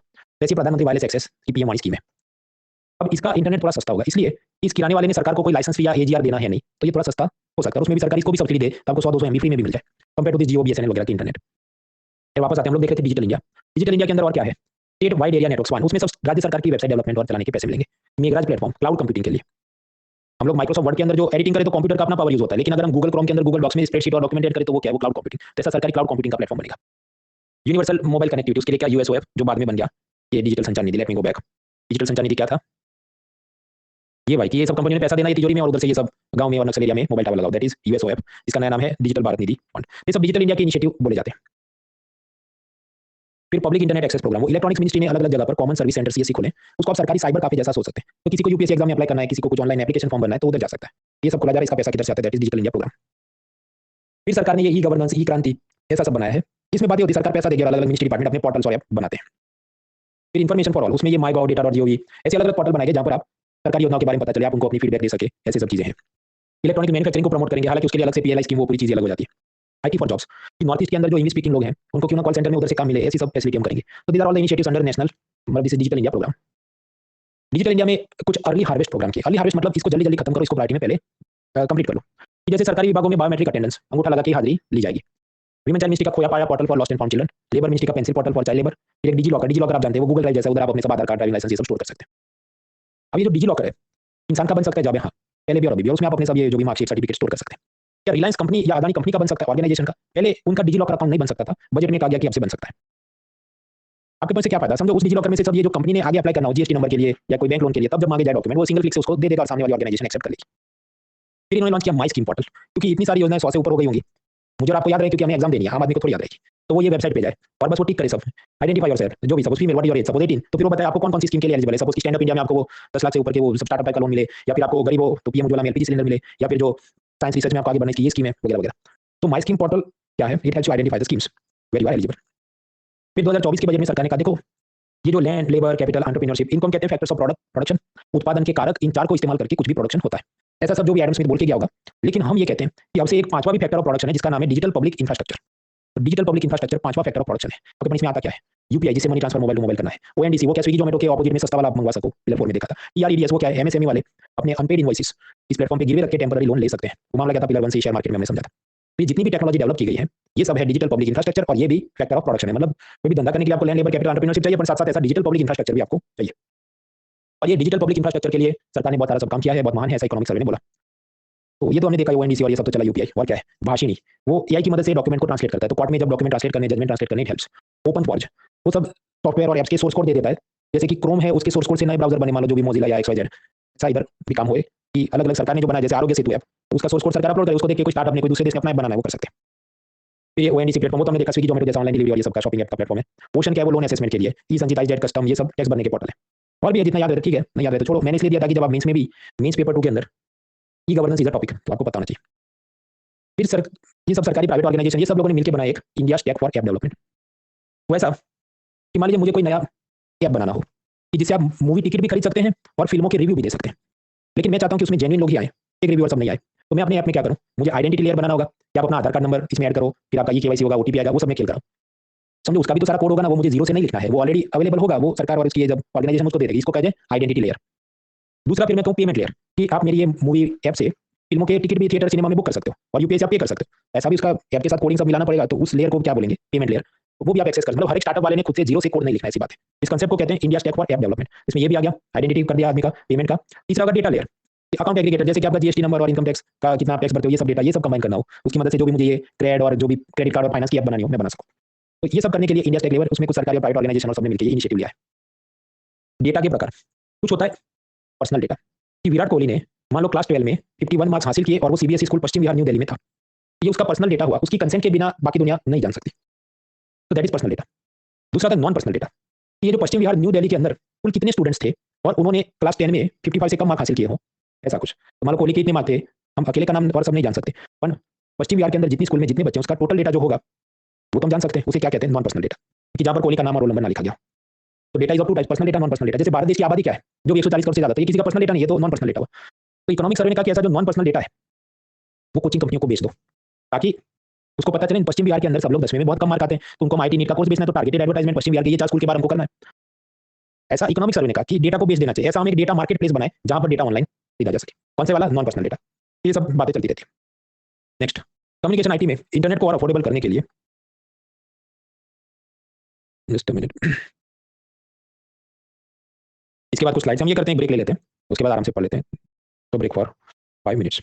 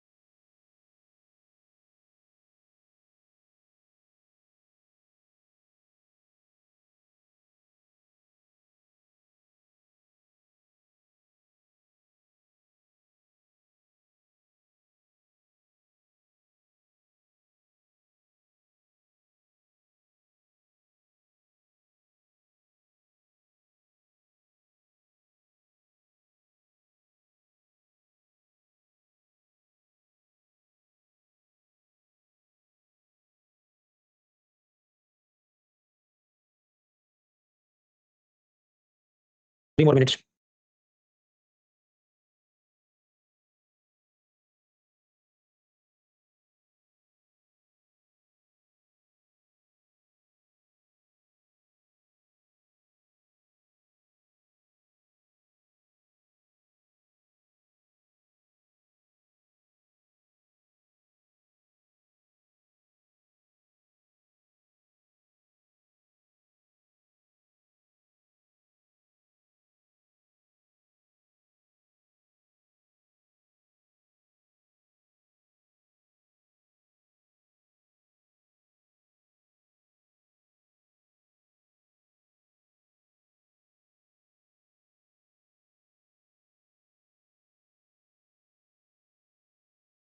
One more minute.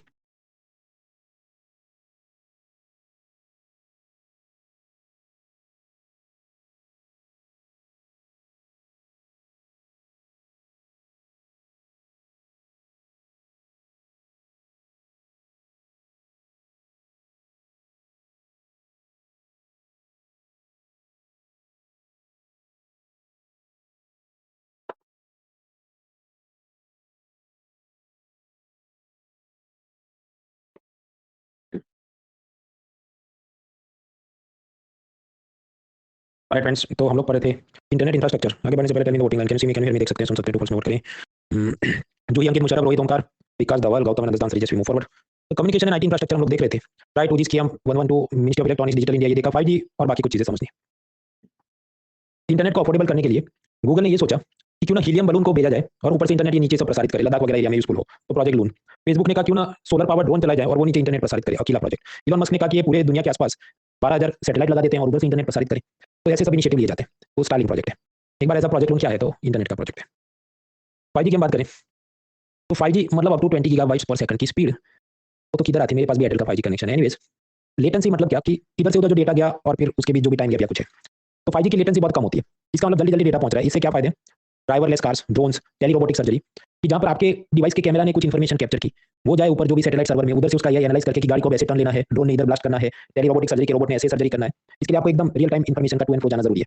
तो लो लेटेंसी के चलते 5G technology is very suitable for this. फिर बोला गया नेटवर्क स्लाइसिंग। देखिए, आपके पास हार्ड डिस्क है तो आप उसमें पार्टीशन करो। किसी ड्राइव में मैं ऑपरेटिंग सिस्टम रखूं, डी ड्राइव के अंदर मैं डॉक्यूमेंट्स रखूं, फिर जो भी ई ड्राइव के अंदर मैं गेम्स रखूं। तो उससे क्या होगा कि मान लो आपकी ई ड्राइव करप्ट हो गई तो भी आपका सी ड्राइव चलते रहे। ये आपने हार्ड डिस्क को स्लाइस कर दिया। सिमिलरली 5G में ये होगा कि डेटा का प्रवाह ऐसे आ रहा है, आप उसको भी स्लाइस कर सकते हैं कि ये जो नीचे वाला डेटा ये सबसे पहले पहुंचाओ। तो यू कैन डू दैट कि फॉर एग्जांपल कि थर्ड स्लाइस बना दो, सपोज कि ये सी ड्राइव है, तो ये जो डेटा आ रहा है सबसे पहले ड्राइवरलेस कार्स, रोबोट्स उसमें जाना चाहिए क्योंकि उनको डेटा क्रिटिकल रियल टाइम में पहुंचना चाहिए। फिर दूसरे नंबर पर जाना चाहिए data internet of things, IoT। वैसा कि मैं ऑफिस से घर आऊं और मोबाइल ऐप में कमांड दे दूं कि LG और सैमसंग का मेरा एसी ये टेंपरेचर पे हो जाए, तो उसे कहते हैं इंटरनेट ऑफ थिंग्स। तो उसको सेकंड प्रायोरिटी में दो। और थर्ड प्रायोरिटी में नॉर्मल मोबाइल डिवाइस की जिसमें पब्लिक को यूट्यूब इंस्टा रील चलानी, तो वो क्रिटिकल नहीं है, तो धीमे धीमे जाए। तो network slicing is possible with 5G। अब तो 5G बेस्ट है, ये यूज करना चाहिए, पर इसके कुछ चैलेंजेस भी हैं। एक तो बिजली ज्यादा खाता है। 5G टावर का कवरेज एरिया कम होता है। तो सेम टोटल सिटी को कवर करने के लिए 4G के मुकाबले 5G में अपने ज्यादा नंबर ऑफ टावर इंस्टॉल करने पड़ेंगे, और जितने ज्यादा टावर इंस्टॉल करोगे उतना बिजली ज्यादा खाएगा। कुछ क्रिटिक्स का ये भी कहता है कि एरोप्लेन के अंदर जो अल्टीमीटर होते हैं उसकी ऊंचाई वगैरह नापने के लिए 5G के रेडियो वेव उसको इंटरफियरिंग करेंगे तो कुछ एरोप्लेन का क्रैश भी हो सकता है। वो भी है कि make in India, assemble India, production link incentives, ये सब करके हम 5G डिवाइस का एक्सपोर्ट बढ़ा सकते हैं। उसके लिए यूके ने एक D10 क्लब बनाया था, उसमें हम लोग जुड़े थे, पिलर 3 में हमने ये सब पढ़ा था। सरकार भी 5G के लिए नया सब करे। 5G हैकाथॉन, हैकाथॉन मतलब हैक नहीं करना है, वो कंपटीशन होता है नए डिवाइस टेक्नोलॉजी की, सब उसमें कंसेप्ट दो। एक्सटर्नल अफेयर्स मिनिस्ट्री, विदेश मंत्रालय ने नेक्स्ट डिवीजन खोला जिसमें ये 5G और ऐसी क्रिटिकल न्यू टेक्नोलॉजी पे फोकस किया जाएगा, इंटरनेशनल कोलैबोरेशन को बढ़ाया जाएगा। एक कंसेप्ट है राइट ऑफ वे। देखिए, ये आपकी प्राइवेट प्रॉपर्टी है, तो इसमें बाहर वाले लोग आ नहीं सकते आपकी परमिशन के बिना। लेकिन मान लीजिए किसी को लाइट की तार बिछानी है और फिर आप कहने मेरा प्राइवेट प्रॉपर्टी इधर से लाइट की तार भी नहीं जा सकती, तो पूरी सिटी का काम डिस्टर्ब हो जाएगा। तो इसलिए telecom, electricity, water, gas connection, ये जो कंपनियां हैं इनको दिया जाता है राइट ऑफ वे। ये एक लीगल अधिकार है कि आप अपना जो भी इंफ्रास्ट्रक्चर के लिए कोई लाइन बिछाना है तो पहले प्राइवेट प्रॉपर्टी उसमें से भी आप उसको ले जा सकते हैं, फिर उसमें वो फंडामेंटल राइट्स की पूरी इंटरफेयर कर सकती है। ये मेरा private property, right to privacy है, but they are still given this right of way. तो राइट ऑफ वे आप समझते हैं, ये सब कंपनियां समझो आपके घर में से भी नीचे से खुदाई करके तार बिछा सकती है, that is the gist of it. तो इसमें सरकार ने क्या किया कि 5G का जितना इंफ्रास्ट्रक्चर है सबको दे देना राइट ऑफ वे। तो उनको जितना तार टावर बिछाना है they can do that, they have the legal permission. और 5G से आगे क्या आएगा, 6G। तो उसके लिए डिपार्टमेंट ऑफ टेलीकम्युनिकेशन वो next generation of technology develop करेंगे। उसके लिए सरकार, प्राइवेट कंपनी, यूनिवर्सिटी वाले सब आपस में मिलेंगे। तो that is Bharat 6G alliance. तो 5G की हमने बात की। उसके बाद आता है छोटे मोटे टॉपिक में नीति आयोग, उनकी वही सब पुरानी पीपुल चलती है, personal data protection, digital privacy, cyber security, personal data protection bill वाले, वो भारत का डेटा भारत में रहे, यूजर का डेटा उसकी कंसेंट के बिना किसी को शेयर ना किया जाए, ये सब जो बातें होती हैं। आप देख लें पॉलिटी के कुछ सवाल बन सकते हैं उसमें से, ये personal data protection bill act में ये प्रावधान है, इस हिसाब से ये चीजें, सो गो थ्रू दोस थिंग्स। और भी वेबसाइट्स हैं सब सरकारी, national informatics centre, NDAP, IUDX, ये NIC तो चलिए पता होना चाहिए, सारी सरकारी वेबसाइट को डेवलप करें। और जो बाकी वाले ये मुझे इतने काम नहीं, NDAP, IUDX वगैरह, पर आप जानते हैं करंट अफेयर्स PDF वाले पागल हो जाते हैं। एक बार लिख दिया बराबर है भाई। अब ये लोग समझो कि एक नया कोई पोर्टल खोलेंगे तो ये वापस उसमें चले जाते हैं। ये कद से ज्यादा ये सब दिया like Russian salad, that is not important for health. सब्जी रोटी दाल चावल खत्म करो, हिस्ट्री ज्योग्राफी पॉलिटी करो, ये सब मिसेलेनियस करंट अफेयर्स पिलर चीजें हैं ये। I would not sleep over this. Then what, broadcasting communication infrastructure में ये जो सूचना प्रसारण मीडिया टेलीविजन इसके इंफ्रास्ट्रक्चर की कुछ बात करें तो डिजिटल न्यूज जैसे ये ललन टॉप वगैरह उसको कौन रेगुलेट करे? प्रेस काउंसिल ऑफ इंडिया नहीं कर सकता। प्रेस काउंसिल ऑफ इंडिया एक स्टैट्यूटरी बॉडी है, वो प्रिंटेड न्यूज़पेपर को रेगुलेट करता है। उसमें कोई जर्नलिस्ट मान लो किसी को ब्लैकमेल कर रहा है कि तुम्हारी खबर छाप दूंगा, मुझे पैसा दो, वरना ये सबके खिलाफ लड़ सकते हैं। There is press council.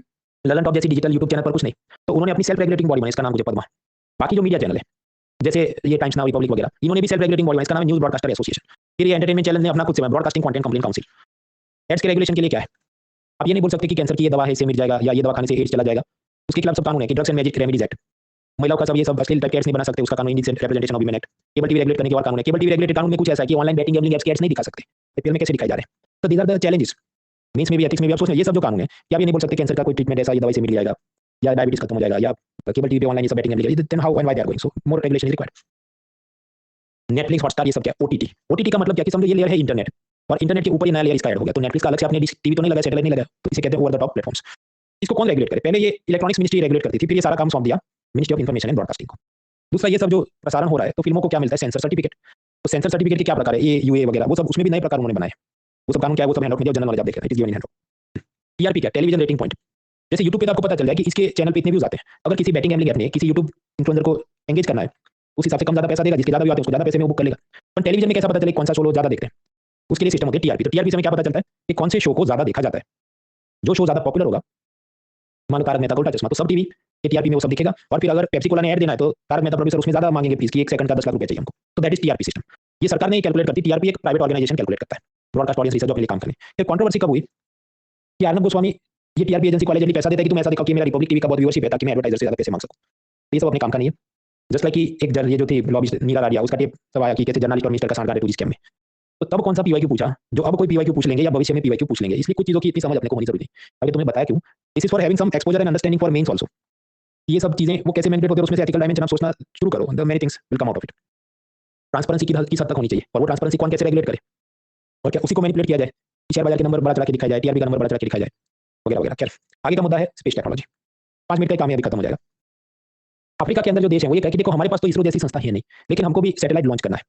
तो वो जाएंगे एक दलाल यानी एजेंट के पास, उसका नाम है अंतरिक्ष लिमिटेड। वो कहेगा कि कोई बात नहीं, आपको भाड़े पे मकान लेना है तो मैं आपको मिलवा देता हूँ लैंडलॉर्ड से। पैसे जो ब्रोकर होंगे, ऐसा ही ब्रोकर है कौन? अंतरिक्ष लिमिटेड। कि तुम मुझे पैसा दे, मैं तुम्हारा काम करा दूंगा। और फिर अंतरिक्ष लिमिटेड इसरो को वो पैसा दे देगा कि बस इनके लिए आप सैटेलाइट लॉन्च कर दो। तो दैट इज अंतरिक्ष एंड दैट इज इसरो। अब इसरो ने ये सब सैटेलाइट बनाना भी पड़ेगा अफ्रीका के देश के लिए, तो उसने सोचा पहले मैं खुद बनाता, बड़ा भी बहुत प्रोजेक्ट आ गया, तो आप क्या करेंगे? अब बड़ा सेट बन जाएंगे और नीचे दूसरे छोटे को आप काम दे देंगे, तुम करो। तो इन्होंने एक नई कंपनी बनवाई, न्यू स्पेस इंडिया लिमिटेड। उसका काम क्या है कि छोटी छोटी जो दूसरी कंपनियों की टेक्नोलॉजी को उनको काम दे दे कि तुम ये स्पेयर पार्ट बना दो इतने इतने, और मैं फाइनल नट बोल्ट ही कसूंगा और देना हम सैटेलाइट लॉन्च करें। तो ये सब है, याद रखना है। प्राइम मिनिस्टर के नीचे सीधा डिपार्टमेंट है, डिपार्टमेंट ऑफ स्पेस, जो है बेंगलुरु में। उसके नीचे संस्था है Indian space research organisation, full form is important, ISRO, वो भी बेंगलुरु में। इसके नीचे 2 कंपनी है। एक है दलाली करने वाली ब्रोकर टाइप की कंपनी, दैट इज अंतरिक्ष। उसका काम क्या है कि ब्रोकर बन के बाहर के देशों से कॉन्ट्रैक्ट लेकर, लेट मी गो बैक, ये क्या है ब्रोकर अंतरिक्ष की अफ्रीका और ब्राजील सबसे कॉन्ट्रैक्ट लेके आएगा कि सैटेलाइट हम छोड़ के देंगे, आप हमको पैसा दे दो। तो इसरो से वैसे कनेक्टेड है। और इसरो ने दूसरा कंपनी बनाया न्यू स्पेस इंडिया, क्या वो नीचे अब वो ठेकेदार बन गया, तो नीचे छोटे वालों को काम देगा कि तुम सैटेलाइट बनाओ और हम उसको लॉन्च करेंगे। तो देयर 2 ऑर्गेनाइजेशन, अंतरिक्ष and new space India limited. आसानी टॉपिक है, बट उनकी आप इंडिया ईयरबुक में उसका पढ़ो आराम से, तो दिमागी चक्कर में ये लोग करना क्या चाहते हैं, कहना क्या चाहते हैं। भाई स्पष्ट बोलो भाई कि मैं ब्रोकर हूं और मैं छोटे लोगों से बनाता हूं। जबरदस्ती का see why education level is not good in India. किताबें जो लिखते हैं वो ठीक से लिखी नहीं रहे कि आदमी समझ सके कहना क्या चाहते। तो बड़ी तकलीफ भारत में क्या है कि हमारी प्राइवेट सेक्टर की स्पेस टेक्नोलॉजी वाली कंपनियां लगभग है ही नहीं, बहुत कम है। इलॉन मस्क की स्पेस एक्स है, रिचर्ड ब्रांसन की वर्जिन गैलेक्टिक है, तो भारत की क्या कुछ नहीं है। इसके लिए सरकार ने कहा कि देखो हम और ज्यादा कुछ नया काम करें, तो एक और कंपनी बना दी। कंपनी तो एक ऑर्गेनाइजेशन है जिसका नाम है in space, full form is not important. In space का काम क्या है कि समझो मैं एक बनाऊं lunar space tech company. Elon Musk के पास तो टेक्सास या कहीं पर बहुत बड़ी जमीन है कि जहां से वो अपनी सैटेलाइट लॉन्च करता है। मेरे पास तो ऐसी जमीन है नहीं, तो मुझे तो रेंट पे लेना पड़ेगा सब, कि सैटेलाइट लॉन्च स्टेशन, काउंटडाउन करने का सारा कंप्यूटर, सिक्योरिटी कमांडोज, सब कुछ रेंट पे लेना पड़ेगा। तो सरकार ने कहा कि देखो इसरो की जो भी फैसिलिटी है प्राइवेट कंपनियां भी टेम्पररी यूज कर सके, ऐसा सब उनके साथ हम मेल मिलाप कराएंगे, that is called in space. In space will do what, private कंपनियों को इसरो का इंफ्रास्ट्रक्चर यूज करने में मदद करे। कि जैसे नरेंद्र मोदी स्टेडियम में हम कहीं सरकारी चीजें अहमदाबाद में, और कोलप्ले वाला कहीं मुझे भी उधर कॉन्सर्ट करना है तो वो कर सकता है। कुछ तो बीच में होगा कोई ऐसा कंपनी जो ये सब करा रहा है। So same thing happening here कि जो प्राइवेट सेक्टर के छोटे छोटे कंपनी है वो सब लोग अपना space tech infrastructure launch pad नहीं बना सकते, वो इसरो का यूज करें, और उसमें हेल्प करने के लिए है इन स्पेस। सैटेलाइट टेक्नोलॉजी और जीआईएस मैपिंग का क्या महत्व है, इकोनॉमिक सर्वे ने हमें बताया। देखिए 2016 में सैटेलाइट मैपिंग से पता चला कि नॉर्थ ईस्ट के अंदर इतने हवाई अड्डे यानी एयरपोर्ट है। 2021 में आप देखो मच हैज प्रोग्रेस्ड, बहुत ज्यादा एयरपोर्ट्स बढ़ गए। तो जो इंफ्रास्ट्रक्चर है उसका कितनी तेजी से डेवलपमेंट हो रहा है, और उससे इकोनॉमिक ग्रोथ डेवलपमेंट में क्या मदद मिले, it helps taking all this. अरे हाँ उसमें क्या ठीक है एयरपोर्ट तो बने, होता है फर्क भाई। समझो जो आईएएस आईपीएस है उनमें से जिनका पोस्टिंग हुआ नॉर्थ ईस्ट में, अब पहले अगर कम एयरपोर्ट और उधर से तो ट्रेन भी आप समझो बहुत धीरे धीरे कनेक्ट होगी वहाँ दूसरे देश राज्यों तक, तो फिर वो सोचे देखो मेरे भी बच्चे तो उधर हैं, मैं इधर हूँ, तो मैं उधर ही रहता हूँ और महीने के अंदर 2 दिन आके काम करूंगा वगैरह। But now because of this facilities जो भी ऑफिसर्स हैं, बिजनेसमैन हैं, मिनिस्टर्स हैं, पॉलिटिशियंस हैं, एयरपोर्ट है तो क्या फ्रीक्वेंटली वो ट्रैवल कर सकते हैं, it is more comfortable than going through road और रेलवेज। तो क्योंकि वहाँ पर ये जो लीडर्स हैं, administrative leaders, business leaders, political leaders, उनकी आना जाना बढ़ जाता है। बिजनेस लीडर जितने आना जाना करेंगे, कुछ नया नया बिजनेस डेवलप होगा, नौजवानों को रोजगार मिलेगा, आइडियाज एक्सचेंज होंगे। तो ये जो उग्रवादी समूह है, ससेशनिस्ट ग्रुप्स, इंसर्जेंट ग्रुप्स, वो जो पीआर और अपना प्रोपेगेंडा चलाएं, ब्रेन वॉशिंग करें, वो सब चीज को डिसमेंटल करने के लिए इंफ्रास्ट्रक्चर इज वेरी इंपॉर्टेंट। और सब बोलने से नहीं होता, ये करना भी पड़ता है कि बना है कि नहीं, तो जब यहाँ बना है तो that's why technology is important. तो बड़ा सा जब आप निबंध लिख रहे हैं तो आपको ये सब आयाम जोड़ो कि भाई स्पेस टेक्नोलॉजी से क्या, जब ये कहा जाए भाई भारत में हर आदमी गरीब है तो मंगलयान मत भेजो, चंद्रयान मत भेजो, भेजना पड़ेगा ना आपके, पर मंगलयान मत भेजो ना, ऐसे ही बनाओ। ठीक, इसरो जब चंद्रयान मंगलयान भेजता है, it is also PR exercise कि हम इतने काबिल हैं कि चंद्रयान मंगलयान भेजते हैं। तो अफ्रीका के जो देश उनका तो दिला जाएंगे भाई कि तुम्हारी जोरदार कंपनी होगी, हमको तो आपसे ही सैटेलाइट उड़वाना है। बिकॉज इसका का एक और यूएसपी क्या है कि नासा से सस्ते खर्चे में हम चंद्रयान मंगलयान भेजते हैं। बस तो फिर अंतरिक्ष लिमिटेड उनको प्रेजेंटेशन पावर पॉइंट दिखा देगा कि भाई हम ही बेस्ट हैं और ये सब लोग दे देंगे पैसा। तो there are many dimensions to this. उसको सीधा हमेशा ये नहीं जोड़ना चाहिए कि सब लोग गरीब है इसलिए कुछ स्पेस टेक्नोलॉजी में नहीं करना चाहिए।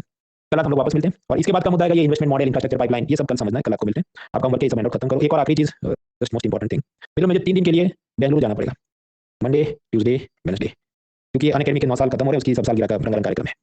उस वक्त आपकी पढ़ाई कंटिन्यू है, इसलिए क्या है मैंने टेस्ट रखे हैं। तो पिलर 5 ये जो था एनर्जी, उसकी टेस्ट सोमवार रात को होगी। 5 ट्रांसपोर्टेशन था, उसकी मंगलवार रात को होगी। और 5C ये जो हम अभी पढ़ रहे हैं उसकी बुधवार को होगी। तो वो टेस्ट होते रहेंगे, फिर वापस गुरुवार से लेक्चर अपने चालू होंगे। और क्योंकि हैंडआउट इतने ज्यादा है तो समझो मैं बुधवार को ही 3 टेस्ट रखूँ तो आप कुछ उसमें एफिशिएंटली प्रोसेस नहीं कर पाएंगे। तो सोम मंगल बुध हर रात को एक टेस्ट होगी, 3 हैंडआउट है, 3 टेस्ट है, तो उसका भी रिवीजन आप चालू करो। कल तो आपके पास पूरा दिन छुट्टी है, तो उसे आप कंप्लीट करें। पिलर 5 को Monday there will be test.